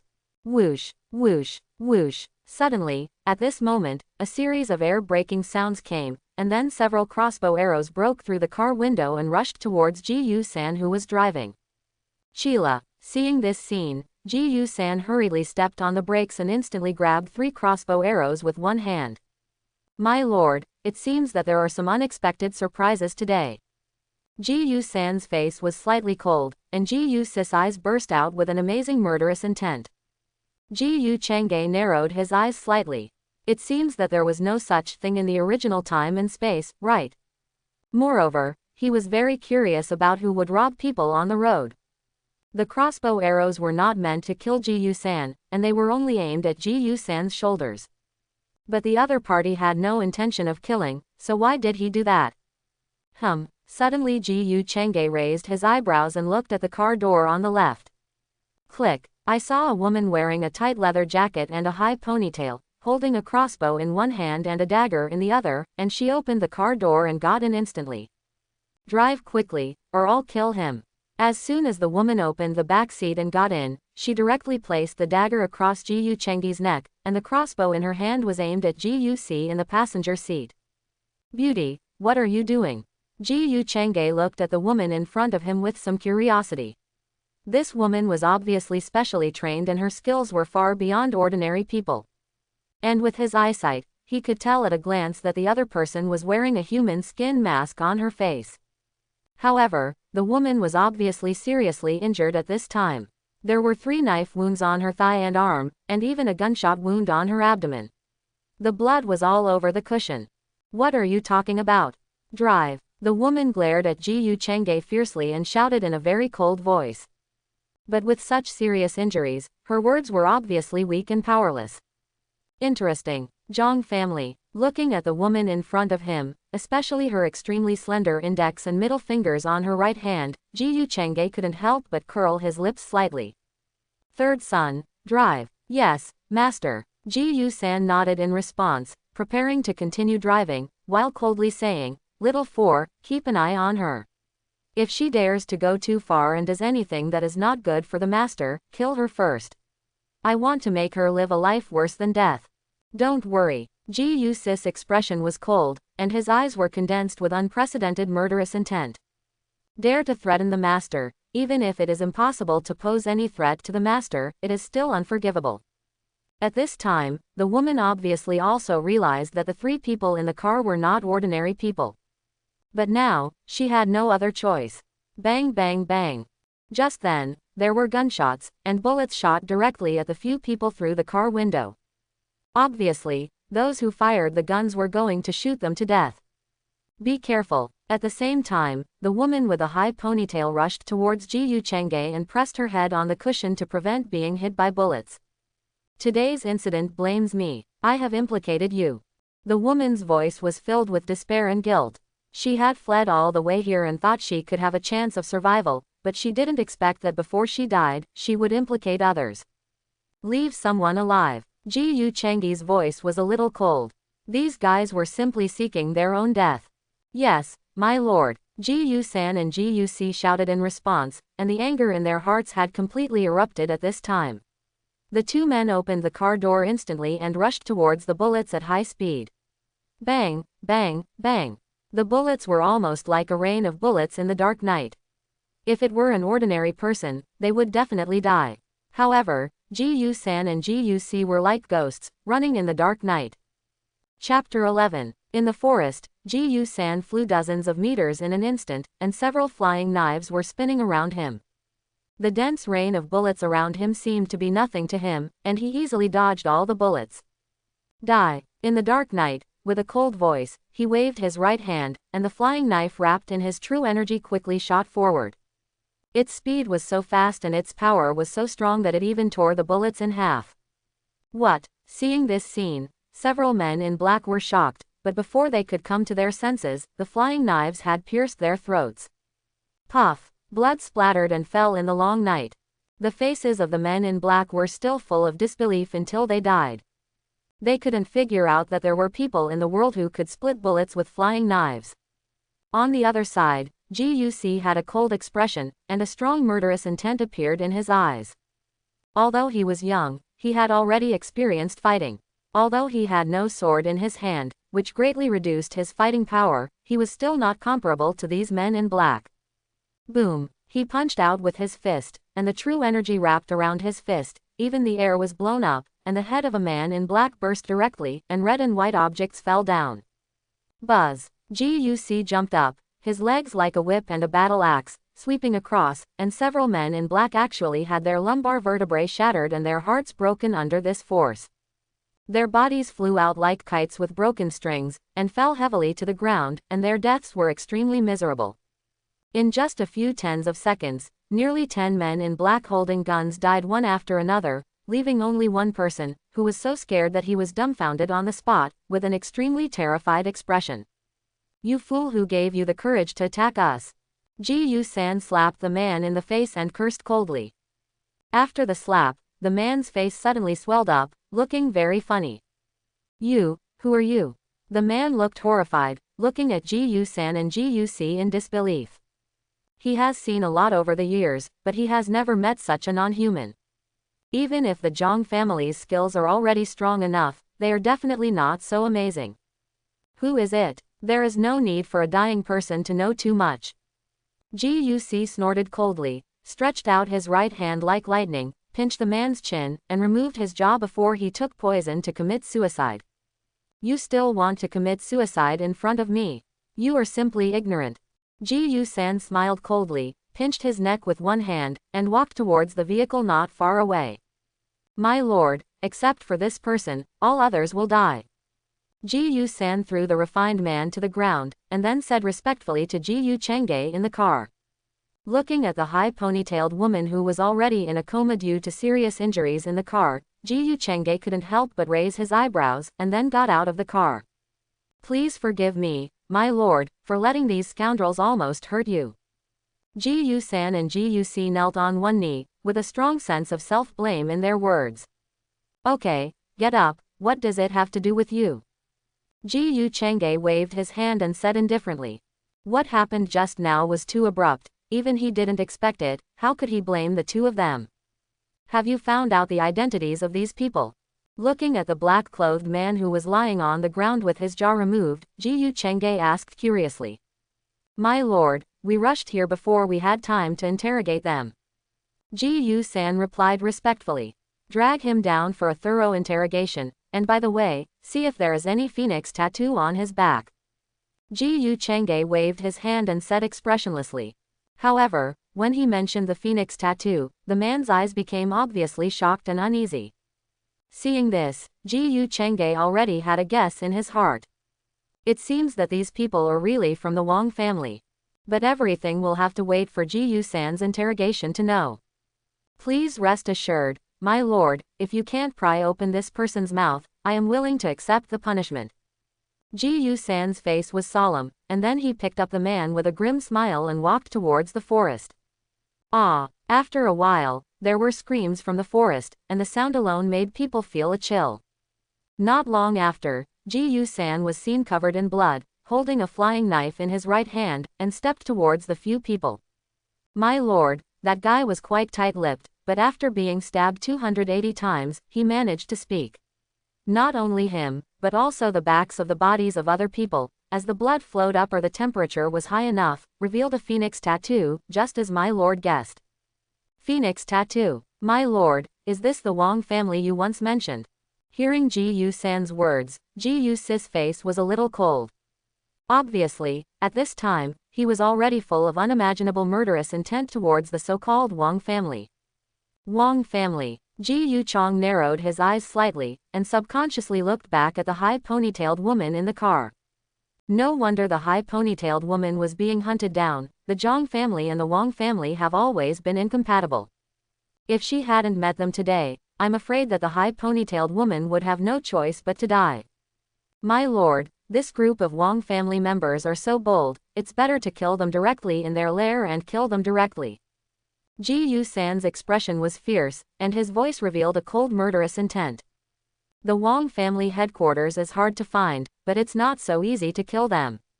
There will be plenty of opportunities to deal with them in the future. Don't forget the purpose of our coming here. Ji-Yu Chang'e shook his head. For them, the Wang family can be easily crushed to death, but if they can't find the location of the Wang family headquarters, everything will be in vain. However, since they met the Wang family today and a group of Wang family elites died, there will be plenty of opportunities for both sides to deal with each other in the future. After finding the Wang family headquarters, just push it sideways. Let's go to Gangongyingzi first, and talk about other things later. Yes, my lord. The three returned to the car, Ji-Yu-san started the car, and continued to move forward along the mountain road. Although the windows of this off-road vehicle were all broken, and even the body was full of craters, it was still able to start in general, and it was not a problem to persist to Gangongyingzi. This place is not too far from Gangongyingzi, and the vehicle soon arrived at a mountain village. The arrival of this off-road vehicle, the sound of the engine starting, and the illumination of the lights, many people in the village were alarmed. In such a remote mountain village, outsiders don't come for several years. Now the off-road vehicle suddenly arrives, which naturally causes a sensation. However, when the people in the village saw that the car was so shabby, they became more vigilant. Many people in the village have hunting rifles, so they naturally recognized the bullet holes on the car body at a glance. Boss Ji-Yu. After Ji-Yu Chang'e got off the car, a cry of surprise came from the crowd. Boss Ji-Yu, why are you here? At the entrance of Gangongyingzi village, Wang Pengzi in the crowd said in astonishment as he saw Ji Yu Chengge walking out of the car holding a woman. Fatty, do you know this group of people? Hu Bai frowned and asked in a deep voice. Old Hu, the young man holding a woman is the boss Ji Yu of Gujin Pavilion who I told you before and bought your jade pendant for 30,000 yuan. He is the boss Ji Yu of Gujin Pavilion. Hu Bai frowned even more when he heard this. He has been a soldier for many years and has even been on the battlefield. How could he not see that boss Ji Yu had obviously experienced a hail of bullets just now, and even the vehicle was almost scrapped? The dense craters made him a little surprised. Fatty, this boss Ji Yu is probably not a simple person. Do you know who he is? Fatty Wang shook his head and said in bewilderment, I don't know either. I only know that his Gujin Pavilion is in Panjiayuan, which is definitely the best place. Who would have thought that he would appear here, and he had obviously experienced a hail of bullets. Xiao Hu, Xiao Wang, do you know this man? At this time, the village chief asked. Hearing this, Fatty Wang hesitated a little, and then nodded and said, Old village chief, this man is from Beijing, he is a big boss in Beijing, and I have met him once. Since you know him, the woman in his arms is obviously injured, let him go in quickly. The old village chief sighed, and then looked at a woman who was less than 30 years old beside him and said, Yanzi, go and invite your Uncle Sean, he is also an old doctor for many years, let him come and take a look. I'll go right away. Hearing this, Yanzi turned around and ran towards the village. The woman was covered in blood, and she was a little scared. Fatty Wang, I didn't expect that we would meet again. Ji Yu Chengge hugged the woman with a high ponytail and nodded to Fatty Wang. Boss Ji Yu, what are you doing? Fatty Wang glanced at the injured and unconscious woman in Ji Yu Chengge's arms, and said with some hesitation. This is a long story. Ji Yu Chengge smiled bitterly and shook his head. Forget it, it's more important to save people first, you come with us. Thank you very much. Holding the woman with a high ponytail, Ji Yu Chengge followed the old village chief, Hu Bai and Fatty Wang closely, and soon arrived at the old village chief's house and put the woman with a high ponytail on the Kong. Fatty, please step aside. If you don't treat her injuries, I'm afraid she won't survive tonight. Young man, I have already found the best old Chinese doctor in our village. I think it won't take long for him to come. The old village chief said with a cane on the side. No, her injuries are too severe, we can't wait any longer, and I am also proficient in some medical skills. As the saying goes, medicine and martial arts are inseparable. Over the years, because of his practice, he has also learned a lot of medical skills by himself. With the help of True Qi, this matter is not difficult for him. After sending everyone out, Ji Yu Chengge began to treat the woman with a high ponytail. The woman had 3 knife wounds on her arms and thighs, which were easy to deal with. The most important thing was that she was shot in the abdomen. The bullet almost penetrated her spleen and stomach, which was the most fatal injury. Buzz. I saw 2 fingers of his right hand extended, and powerful True Qi condensed at his fingertips. An inexplicable force, as his fingers moved, a bloody bullet instantly shot out of her abdomen. Immediately afterwards, a powerful True Qi wrapped around her spleen, stomach and abdomen, and began to treat her.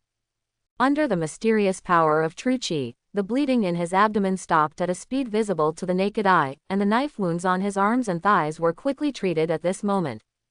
After stabilizing his injuries, Ji Yu Chengge took out some gauze and medicine from the system space, bandaged his wounds, and everything was solved. After pushing the door open and walking out, he found that Hu Bai and Fatty Wang were still guarding here. Brother Hu, Fatty, I brought Uncle Sean here. At this moment, Yan Zi came from a distance with an old man in his 60s carrying a medicine box. Who is injured? The old man looked at a few people suspiciously and asked. Old sir, the injured have been solved, but I still trouble you to make this trip. Ji Yu Chengge said with gratitude. Although the woman with a high ponytail had been cured by him, it was good intentions anyway, so a simple thank you should still be said. Solved. The old man frowned, looked at Ji Yu Chengge in surprise, and then walked into the house. When he saw that the woman on the Kong had indeed bandaged her wound, he reached out to feel her pulse. Huh, strange, didn't you say that she was in critical condition after being shot? How come her pulse stabilized so quickly? The old man looked a little strange, and looked at Ji Chengge in surprise and said, "Did you treat this?" "Not bad. I didn't expect that young people nowadays have such good medical skills." "Well, since the injured person is fine, I won't stay any longer." Looking at Ji Chengge's young appearance, the old man sighed twice and was sent away by Yan Zi. When the group walked out of the house, Fatty Wong couldn't help but ask anxiously, "Boss Ji, why are you here? And why are you shot?" As Fatty Wong asked, Hubba on the side also stared at Ji Chengge closely. Using guns in Daxia, and judging from the situation, there were at least 10 guns. This is a big deal. In response, Ji Chengge shook his head and smiled helplessly. "This is a long story. You also know that I am in the business of buying and selling antiques and cultural relics.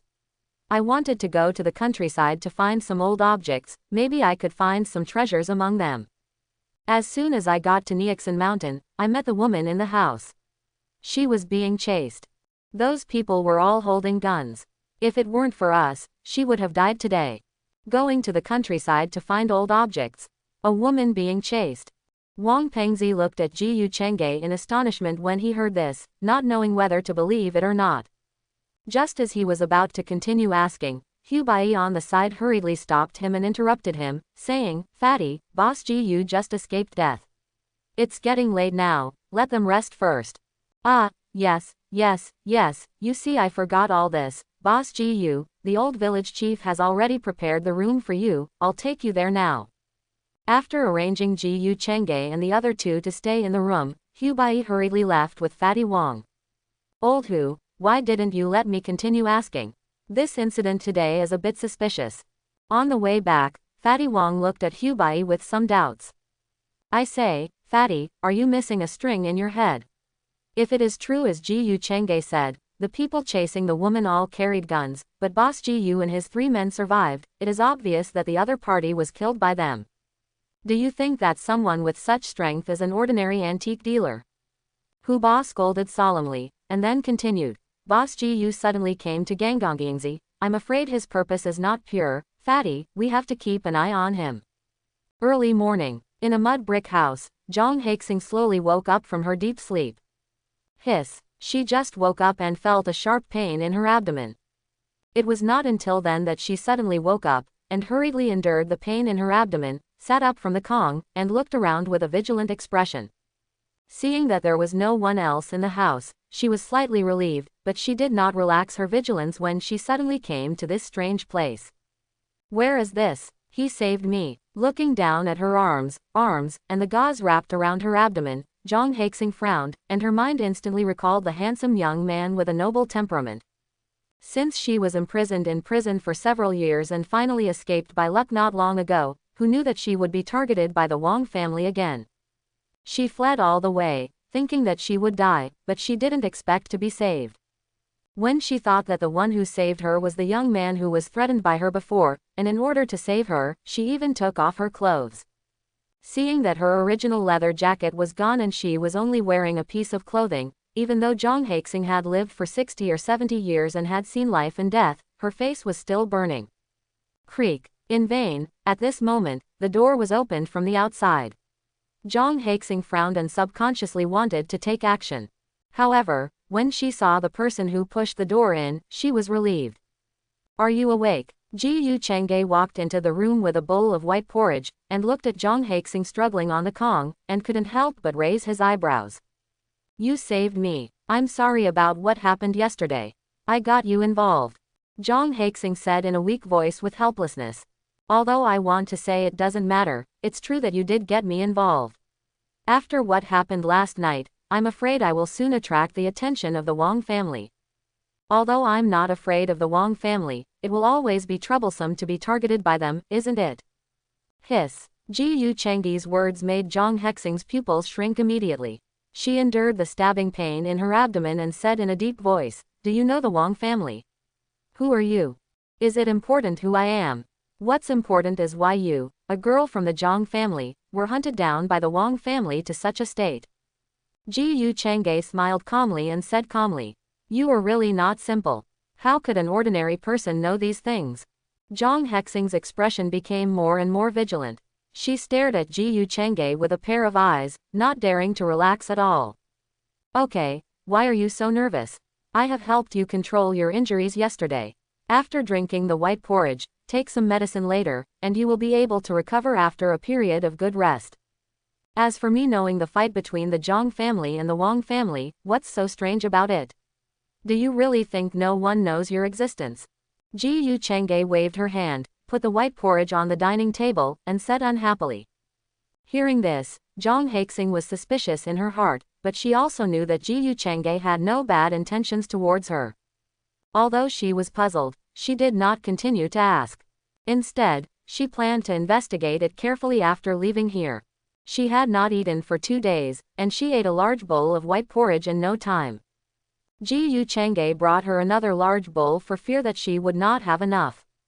After eating and drinking, she drank another bowl of medicine, and Zhang Haixing felt much better.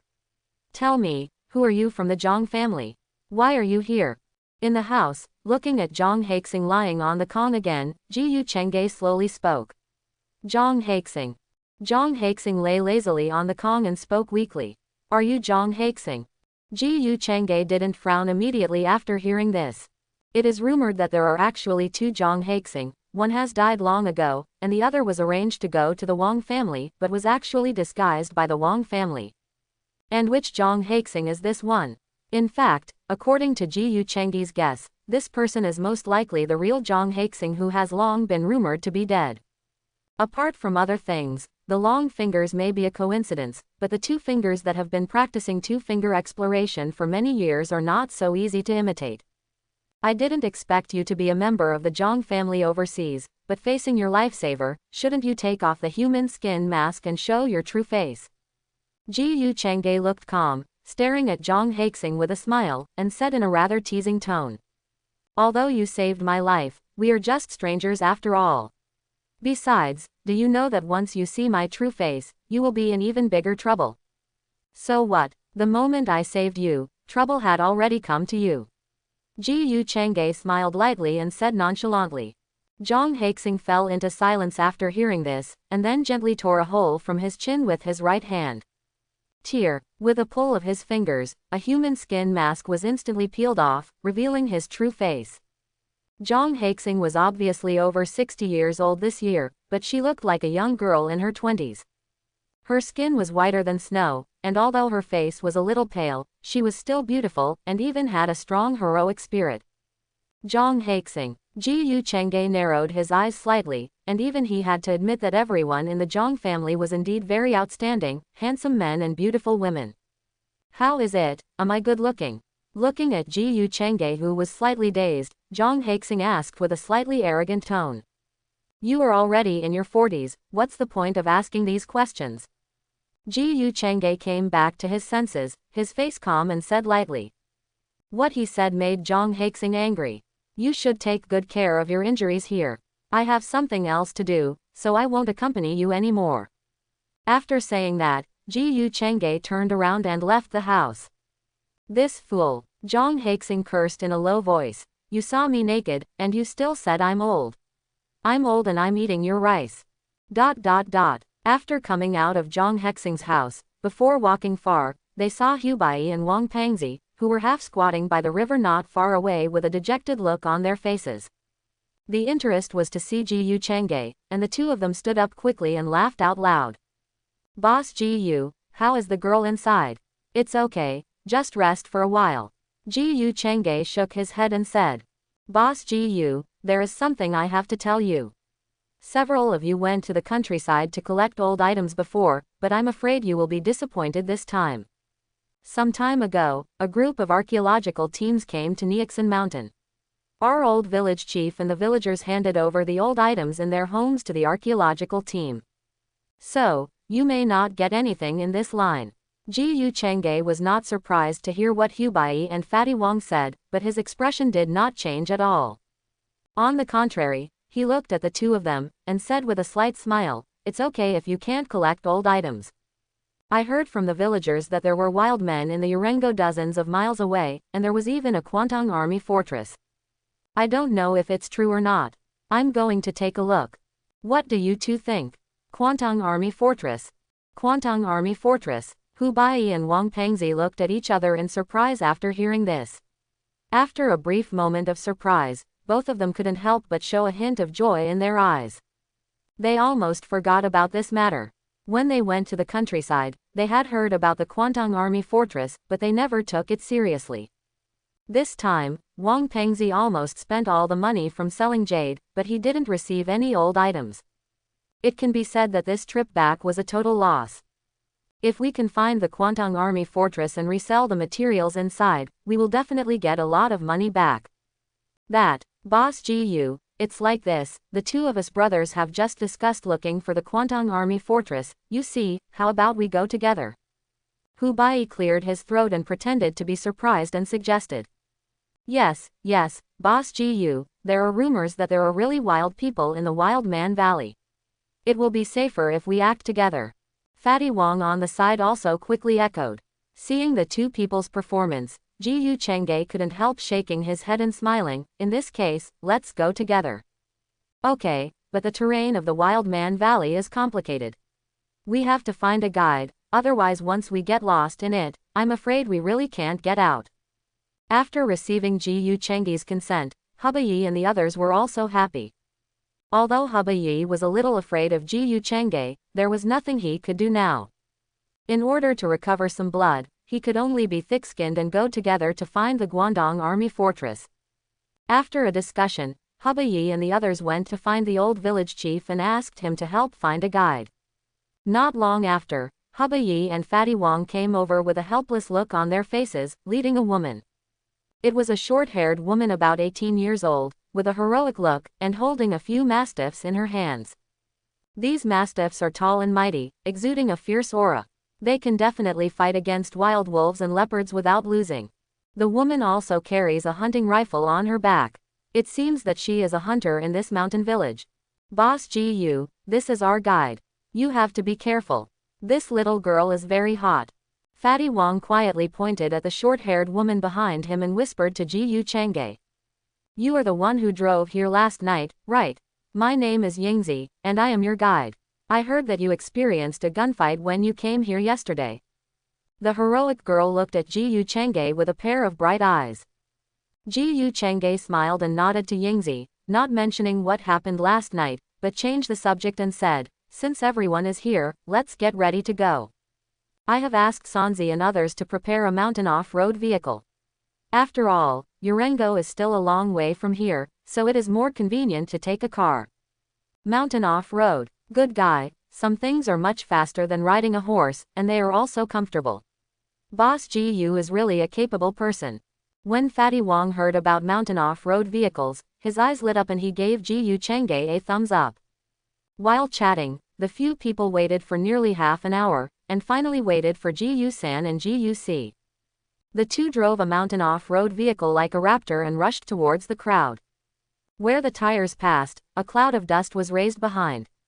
When the car stopped, the two of them quickly got out of the car. Master, this car is big enough to accommodate several of us. As he spoke, Ji San gave Ji Chengge a look. Seeing this, Ji Chengge remained calm and nodded silently. In fact, the two did not stay in Gangongyingzi last night, but went to the city overnight and dealt with the bodies of the Wang family members. Otherwise, nearly 10 people died at once, and the bodies were left there in plain sight, which would inevitably alarm the local court. In addition, the car broke down yesterday, so they specially prepared a mountain off-road vehicle. Let's go, get in the car and set off. Ji Chengge waved his hand, and the group of people took their luggage and got on the mountain off-road vehicle.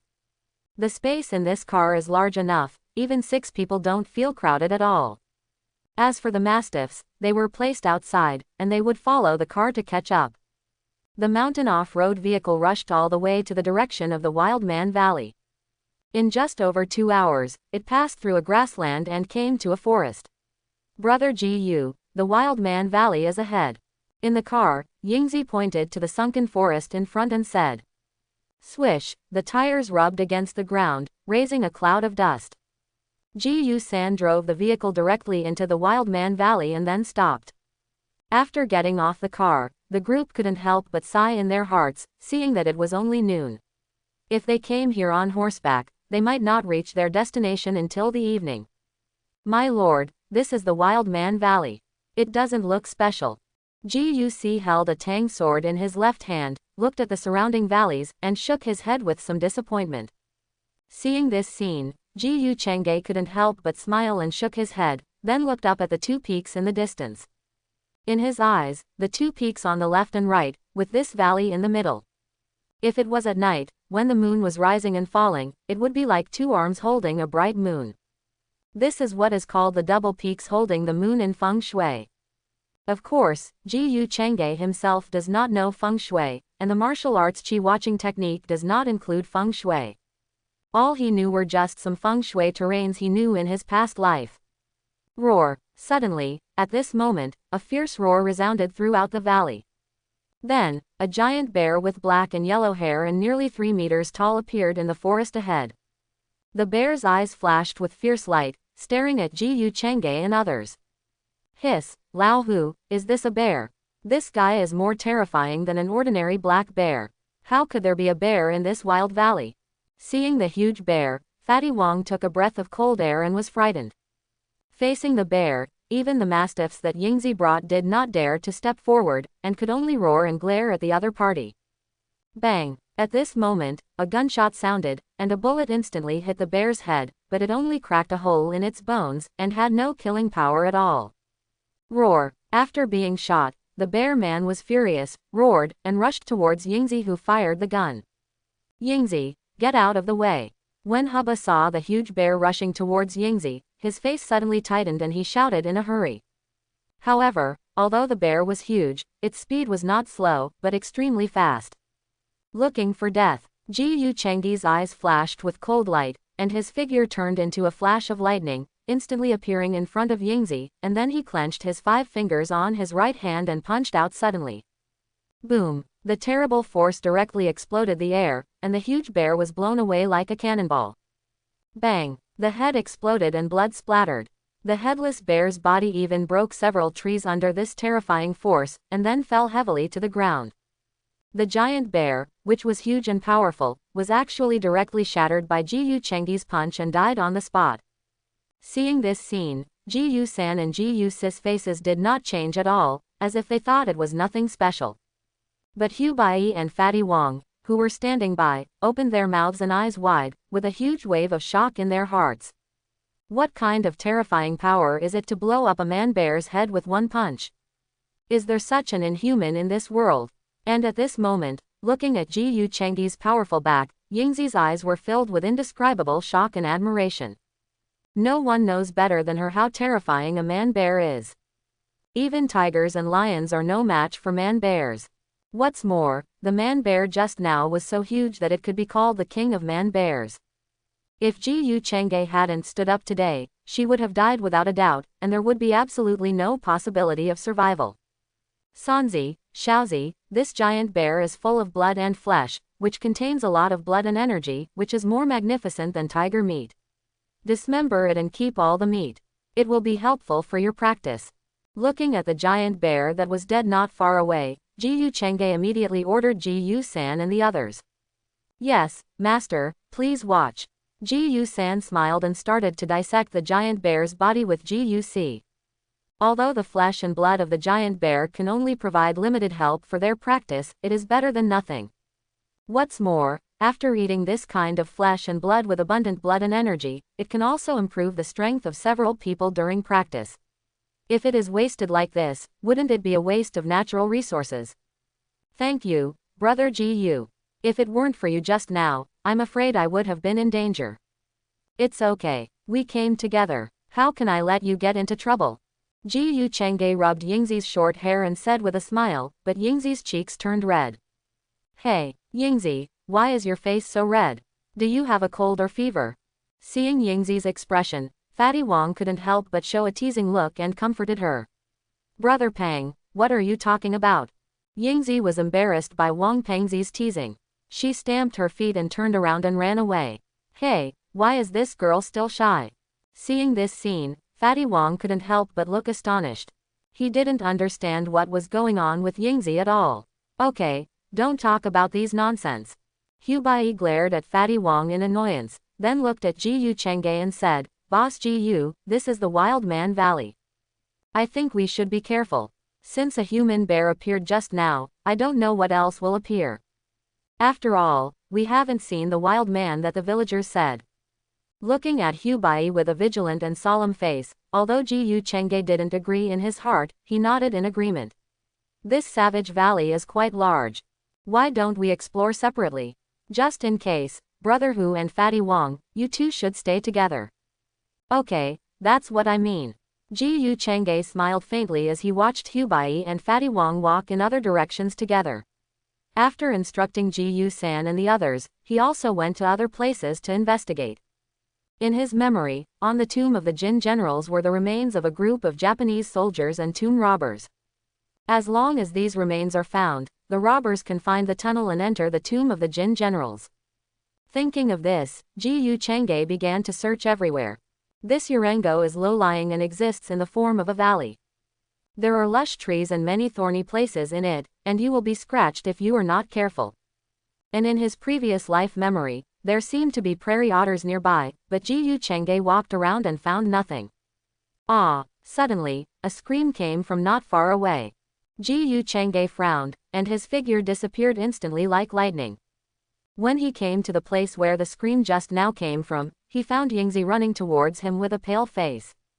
Yingzi, what's wrong? Brother Ji Yu. Seeing Ji Yu Chengge, Yingzi's eyes turned red, and she threw herself into his arms, saying in a frightened voice, Bones, there are so many bones over there. Bones. Ji Yu Chengge's eyes lit up. Could it be the corpses of the Japanese and the grave robbers? Just some bones, what's there to be afraid of, and it's still broad daylight now, take me to see.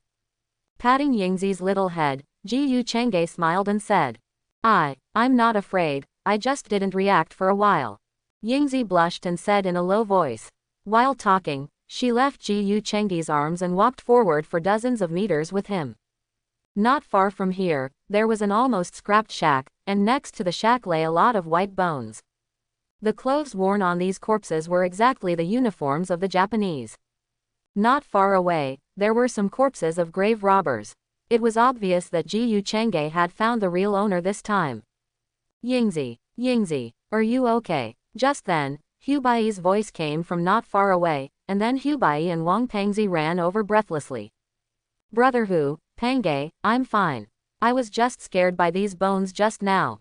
Fortunately, Brother Ji Yu came. Yingzi said a little embarrassedly. After all, as a hunter in the mountains, it is unreasonable to be scared by some corpses. Corpses. Hu Bai and the others were puzzled when they heard it. When they saw the corpses of those little devils, they were even more curious and hurried forward to investigate. Ji Yu Chengge turned around and observed the surroundings, and began to search for the location of the tomb robbers. Now the tomb of the Jin general is in front of us. As long as we step into the main tomb, we will be able to sign in. How could Ji Yu Chengge not care? Hey, I never thought that this group of Japanese soldiers were trapped in this wild valley for several years, and finally couldn't stand the war and surrendered, and finally committed suicide. HMPH, these things really let them down. Next to the shack, looking at the contents of a notebook found from the Japanese corpses, Fatty Wong said viciously with a spit. Okay Fatty, don't you see that there are still some graves on the ground? There seems to be a tomb nearby. Hu Bai frowned slightly, looking at Ji Yu Chengge who was looking for something not far away. He always felt that the other party's purpose seemed to be this ancient tomb. Tomb robber, tomb. Fatty Wang's eyes lit up, and his eyeballs rolled around, and then he said carefully, Old Hu, are there a lot of antiques in this ancient tomb? If we take those things out and sell them, won't we get rich? Fatty, robbing tombs will damage Yinda, we can't do this kind of thing. Hearing that Fatty Wong actually had the idea of robbing tombs, Hubba's face became serious and said in a deep voice. What is Yinda or not? I don't know, I just know that if we don't rob tombs, we will starve to death when we go back.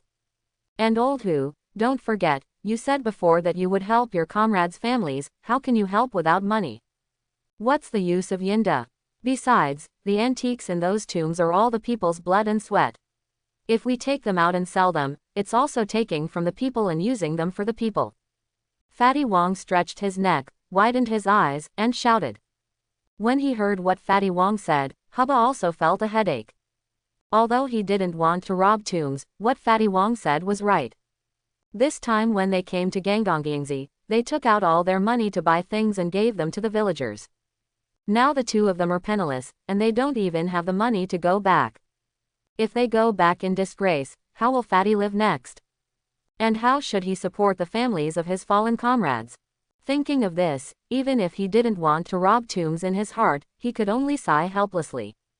Fatty, don't get excited first. It's still unclear whether there are tombs here. If there are, then let's talk about it later. Looking at the excited Fatty Wong, Hubba hesitated for a few seconds and then spoke helplessly. Hearing this, Fatty Wong smiled. Based on his understanding of Hubba, this guy has obviously compromised. If there are really tombs, he must go to the tomb. Found it. Suddenly, at this moment, a surprise voice came. Not far away, Ji Chenge was half squatting on the ground, looking at a square hole in front of him with a happy face. This hole was covered with weeds. If it weren't for Ji Chenge's good eyesight, it would be difficult to find. This hole was nothing else but a robber's hole. Judging from the situation of the robber's hole, those tomb robbers had obviously dug the robber's hole and were about to go down to the tomb, but they suddenly encountered the Japanese. It was precisely because of this that those tomb robbers did not escape back one by one. Boss Gu, is this a robber's hole? At this time, Hubba and two others came over, looked at the underground robber's hole, and asked with a heavy face. Yes, this robber's hole is quite complete, and I observed that those tomb robbers had not gone down yet. Ji Chenge nodded and said calmly. Boss Gu, since this robbery hole leads to the ancient tomb, what are we waiting for? Let's go down quickly. Fatty Wong on the side was obviously impatient and was in a hurry to go down to the tomb. What's the hurry? This robbery hole has the risk of collapse over time. It needs to be fixed first. Moreover, the hole is covered with weeds and branches all year round. The oxygen inside may not be sufficient, and there may be some poisonous miasma. Let him ventilate and go down to the tomb at night. Ji Chenge glanced at Fatty Wong and said slowly. Ah. Lao Hu, is there still such a thing? Fatty Wong asked in a daze. Okay, if you don't understand, just watch carefully.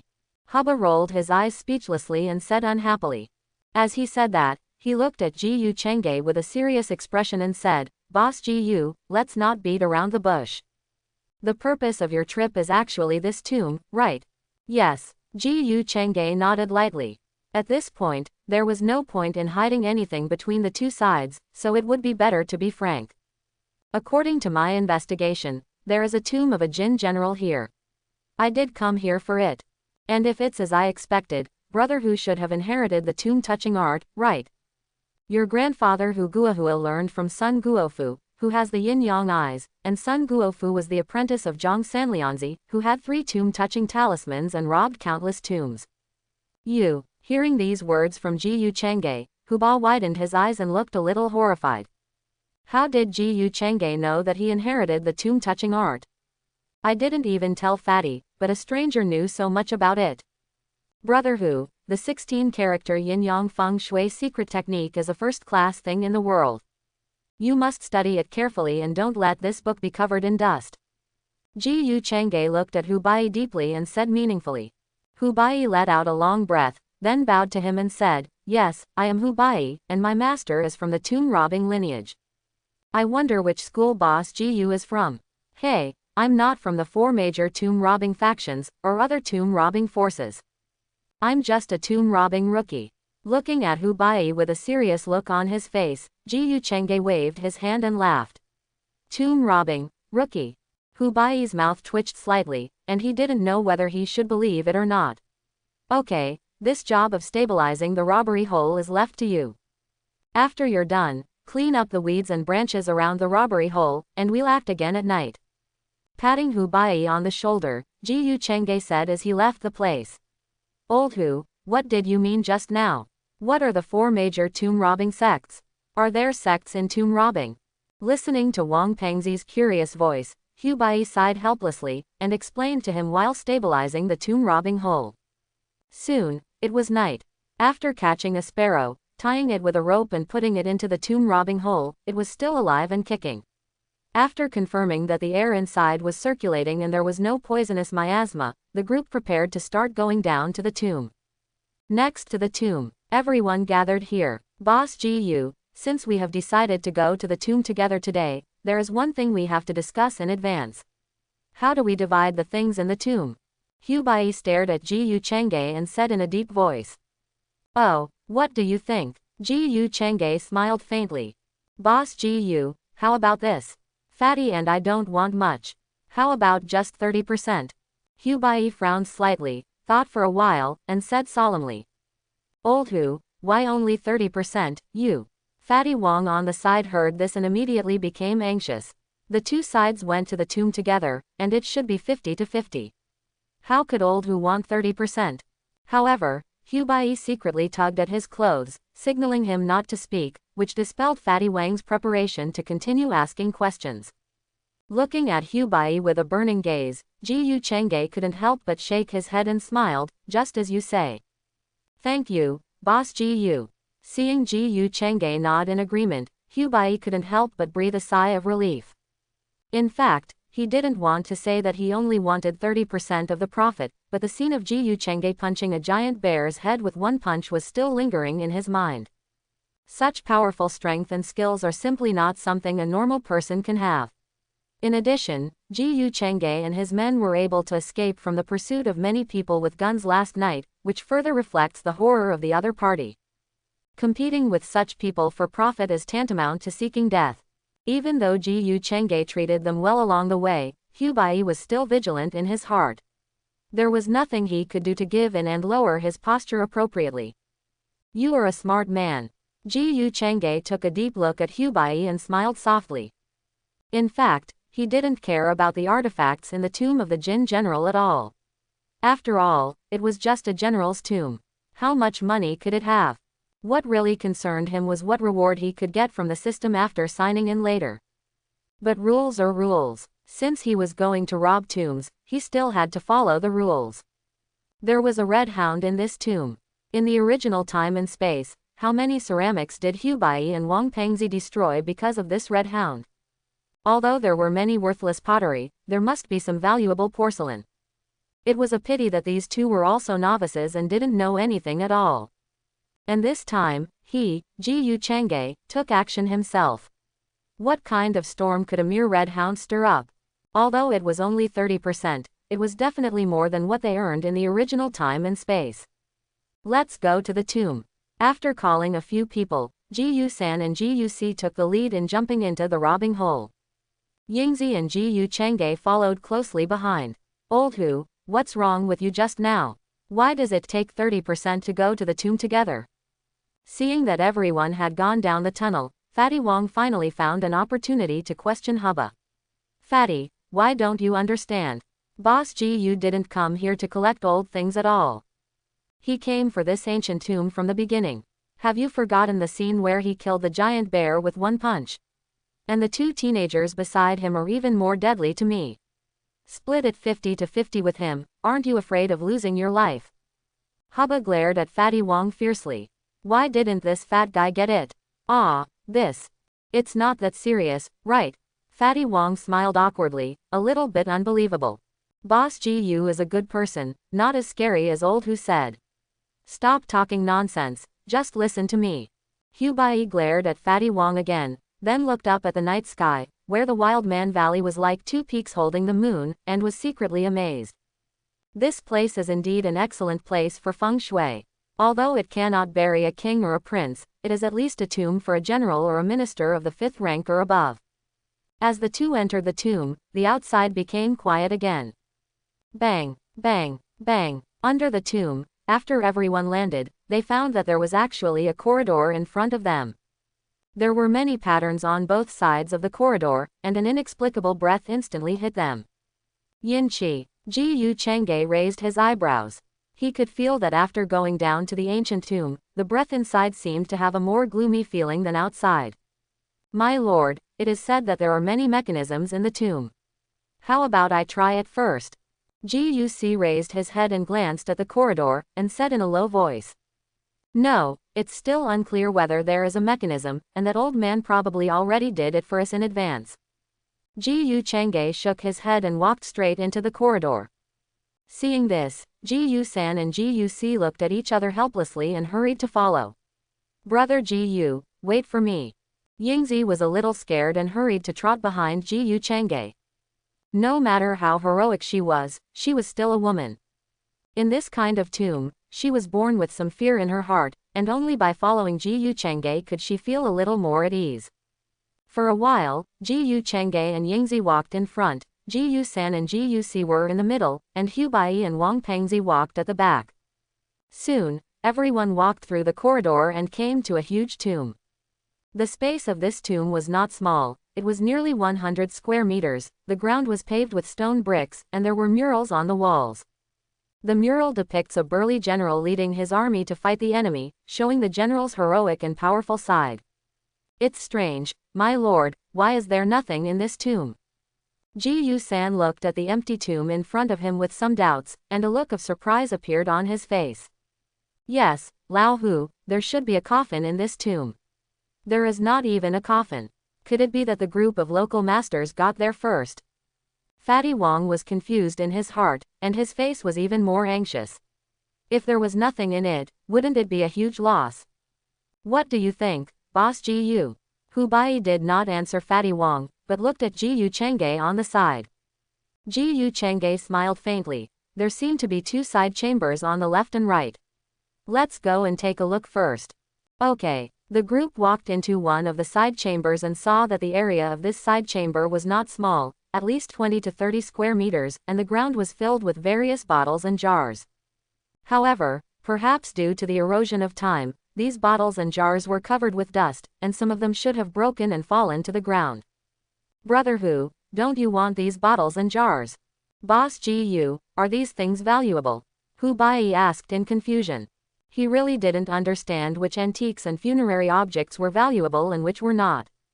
You'd better learn something about this in the future, otherwise you won't know when you encounter good things, and you'll still be robbing and looting. Ji San looked at the two with some disdain, then pointed at the pile of bottles and jars and said, most of these are worthless pottery, and a few of them are still valuable. Although they are not fine products, they can still be sold for tens of millions. Hiss. Tens of millions. These things are worth tens or hundreds of millions. After hearing what Ji San said, Bai and Wang Pengzi couldn't help but feel shocked and dazed. When they came back to their senses, they stared at the bottles and jars on the ground with fanatic eyes. Tens or hundreds of millions. This is something they dare not even think about. Wang Pengzi was ecstatic when he sold the jade pendant for 30,000 yuan before, let alone these millions. Even if they only accounted for 30% of it, it was a huge number, enough to make them ecstatic.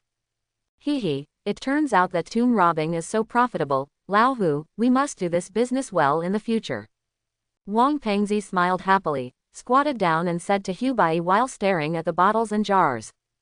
It was as if these things were mountains of gold and silver, which made him feel excited. Bai had a complicated expression.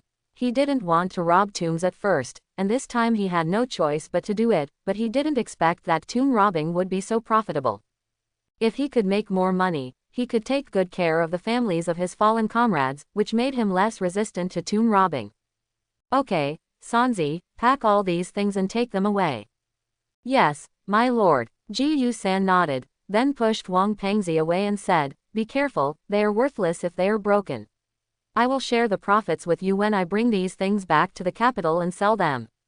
Yes, brother Ji San, please.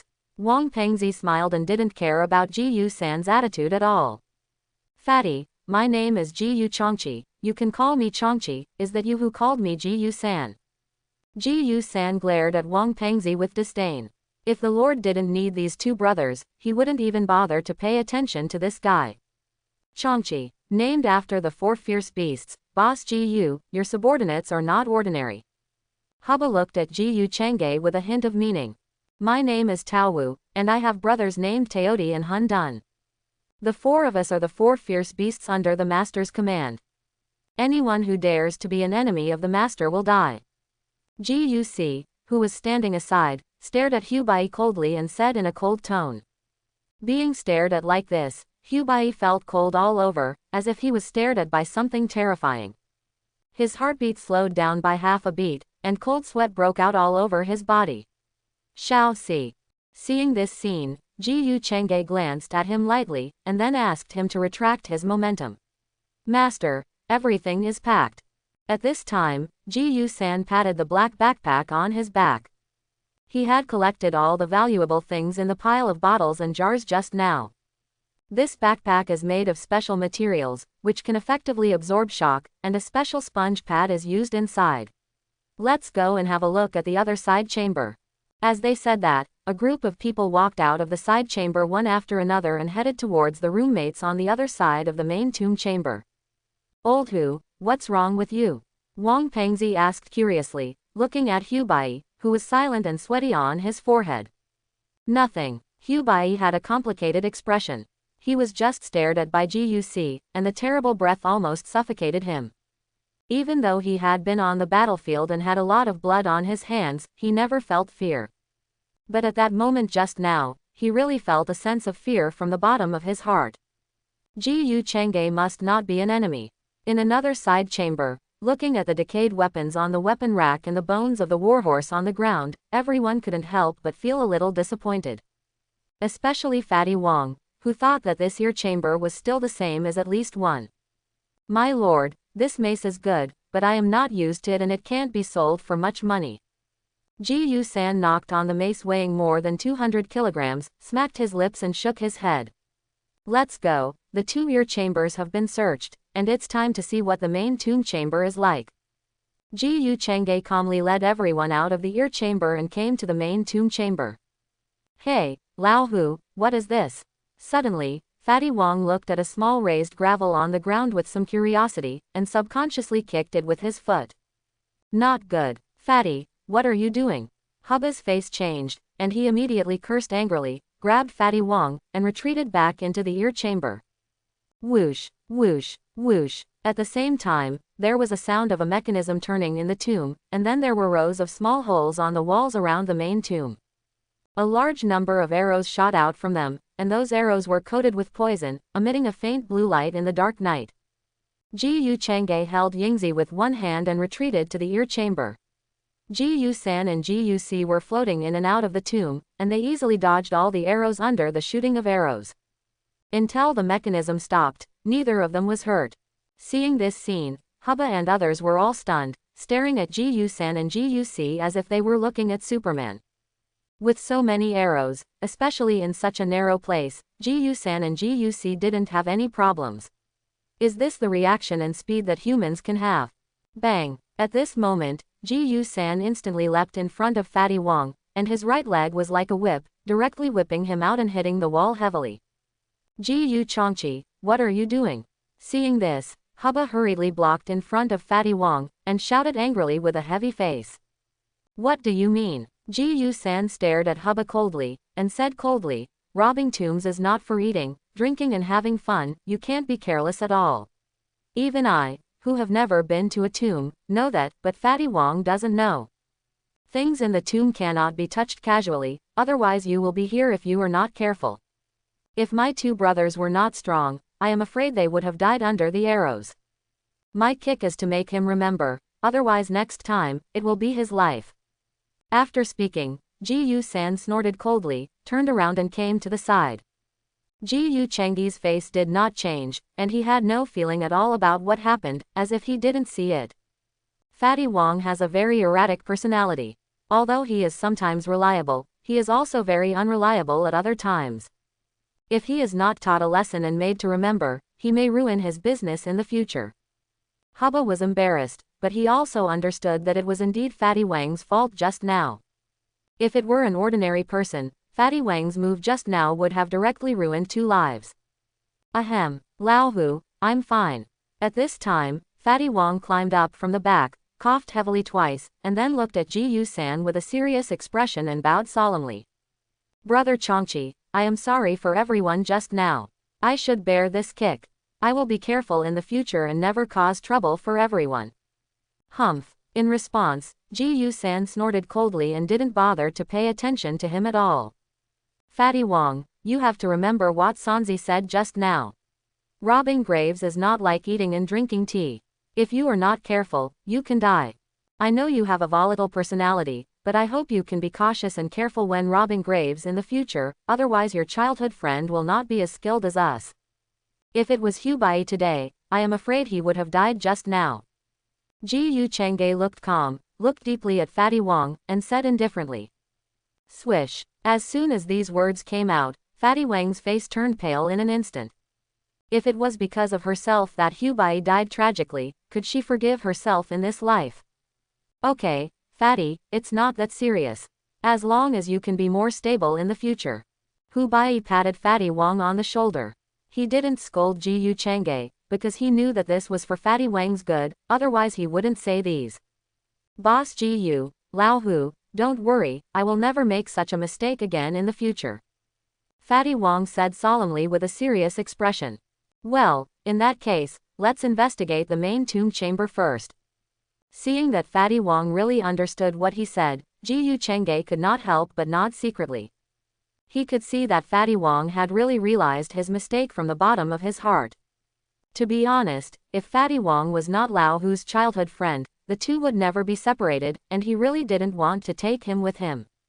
All he needed was a master who could find dragon points and feng shui, and even Hubei was a second choice. Since he had made up his mind to subdue Hubei, Fatty Wang would naturally have to take him along. But if Fatty Wang's character didn't change, he didn't know how much trouble he would cause in the future. If he could be more stable, he could save a lot of trouble. My lord, there seems to be something wrong with this tomb chamber. At this moment, Guc held a tang sword in his hand, knocked on the floor tiles and walls with the scabbard, and frowned slightly. Indeed, since we entered the main tomb, I have noticed something wrong, but I have not found the problem. At this time, Hubei also frowned and looked around the tomb. After a slight hesitation, he spoke again. If I guess correctly, there must be a mechanism in this tomb. The owner of this tomb must be afraid of tomb robbers, so he deliberately hid his coffin. As long as the mechanism is found, the coffin will be found. Hearing what Hubei said, Ji Yu Chang'e nodded secretly. The fact is indeed as he said. The owner of this ancient tomb did hide his coffin. Hidden. Ji Yu San whispered to himself, his eyes like lightning, scanning the entire tomb.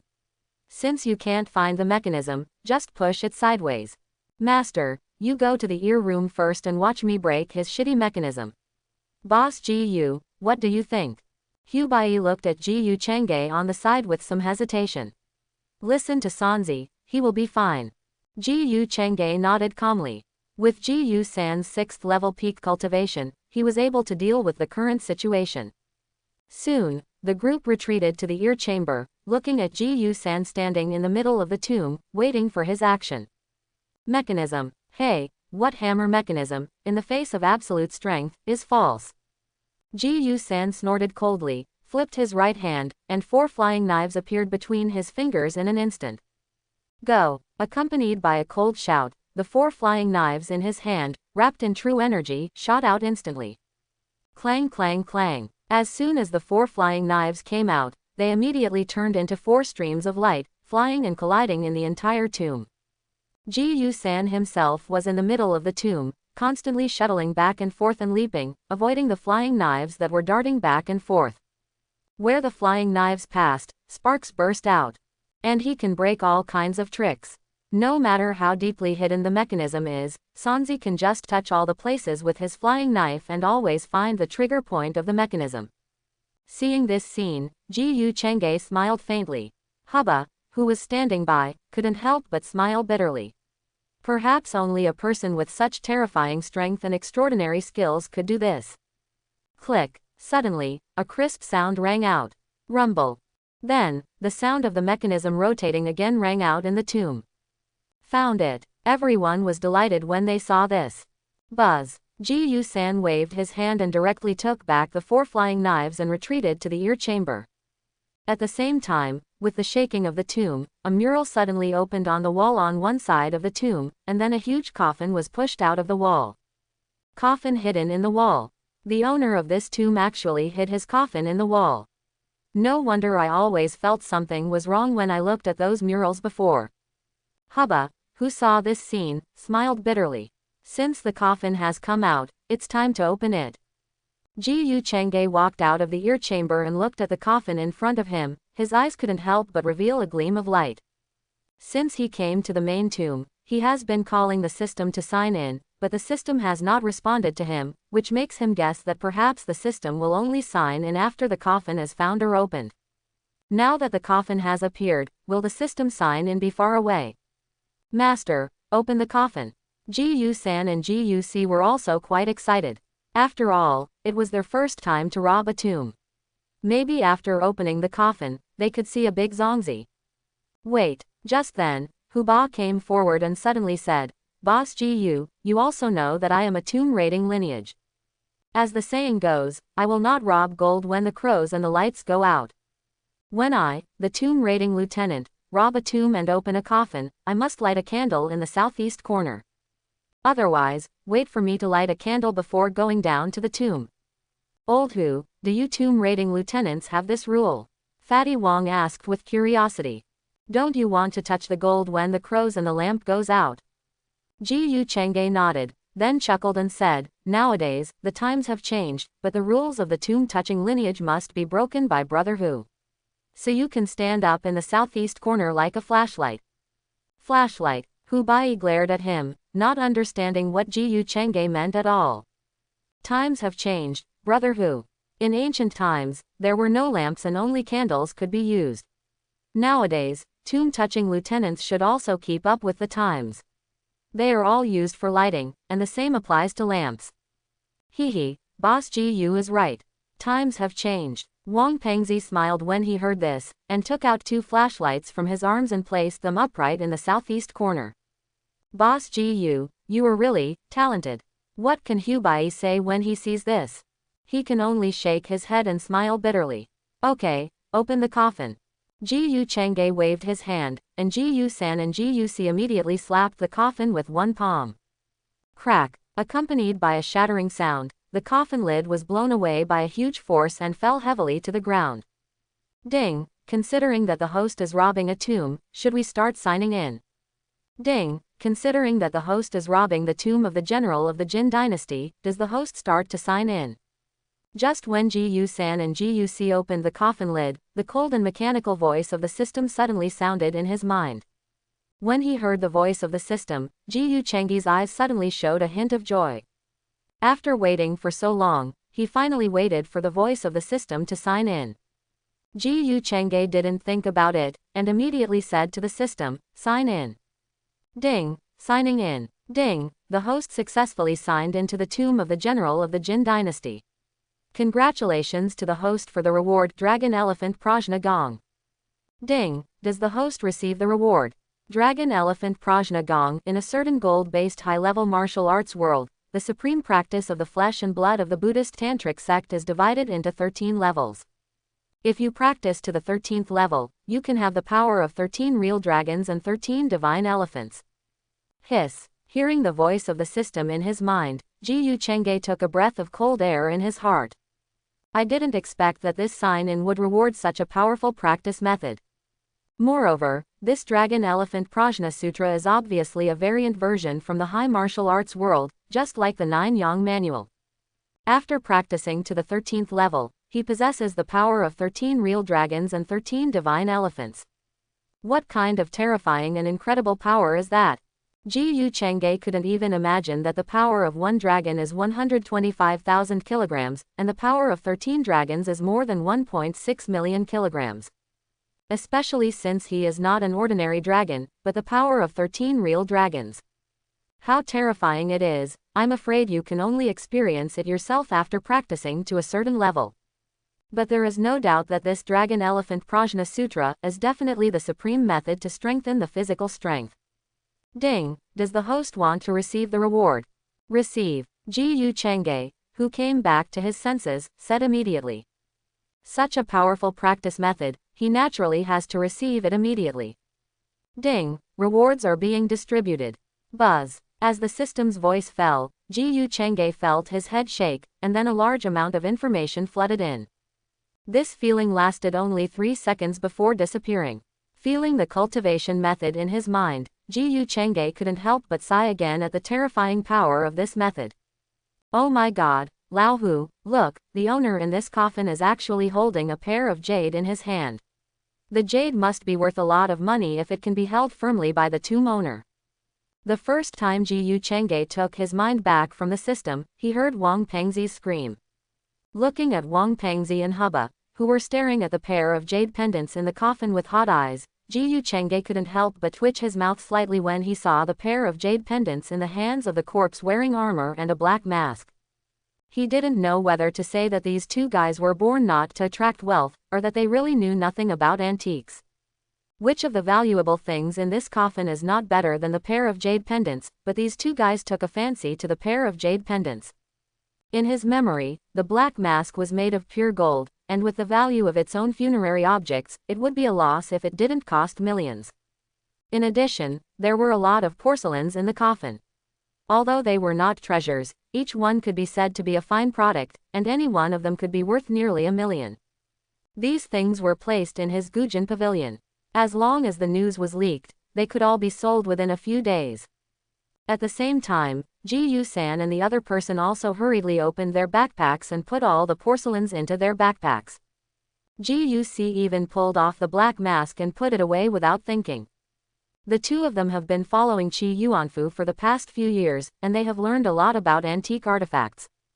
So, they will not make the same mistake as Hubba and the others.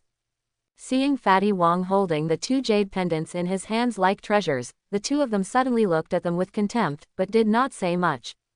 Snap! Suddenly, at this moment, the flashlight that had been erected not far away suddenly exploded, and the light went out instantly. Seeing this scene, everyone in the field could not help but be shocked, and a creepy atmosphere grew in the hearts of several people. Old who, didn't you say before that you can't touch gold when the crows and the lights are out? Now we have all changed to flashlights, and this incident should have nothing to do with this, right? Fatty Wang's voice trembled slightly, and it was obvious that he was not so confident when he spoke. Brother Hu, Fatty, why don't we get out of here quickly? It feels eerie in here. Yingzi shuddered, watching all this with some fear, and her body involuntarily pressed against Ji Chang'e's back. Boss Ji, what do you say? Hu Bai was also a little nervous, and looked at Ji Chang'e. Go on. Ji Chang'e's face was calm. He thought he could be safe with a flashlight, but he didn't expect the owner of the coffin to be so fierce. Woo woo woo. When Ji Chang'e's voice just fell, a gust of cold wind suddenly rose from the tomb. Shameless guy. Ji Chang'e stared coldly at the corpse in the coffin and said in a cold voice, Shao Si, have you packed all the things? My lord, I have put them all in the backpack. Okay, since this guy wants to die, let him die cleanly. Listening to what Ji Chang'e said, Hu Bai and Fatty Wong on the side clearly felt something was wrong. After all, the meaning of his words seemed to refer to the master in the coffin. But this guy had died a long time ago, how could he die again? Fatty Wong was puzzled, but still felt terrified and creepy. Only Hu Bai had a bad premonition in his heart, with a horrified expression, staring at the corpse in the coffin with disbelief. Sure enough, in his eyes, the originally shriveled corpse suddenly swelled up at this moment, and was covered with red hair. A monstrous, fierce and sinister aura suddenly broke out on him, instantly filling the entire tomb. Master, this guy is going to rise from the dead. I didn't expect that this is the big Zongzi. It seems that his aura is not weak. Ji Yu-san stared at the process of the Zongzi rising from the dead with a curious look on his face. Although the aura on the other side was not weak, he was not afraid at all. Ji Yu-si on the side was not so curious. He carried the pack on his back and slowly retreated behind the crowd, fearing that the treasures in the backpack would be broken in the fight later. Buzz. At this moment, the master in the coffin suddenly sat up, and circles of black evil spirits lingered around his body. It looked like a special effect and was extremely terrifying. I hope everyone will support it and subscribe more.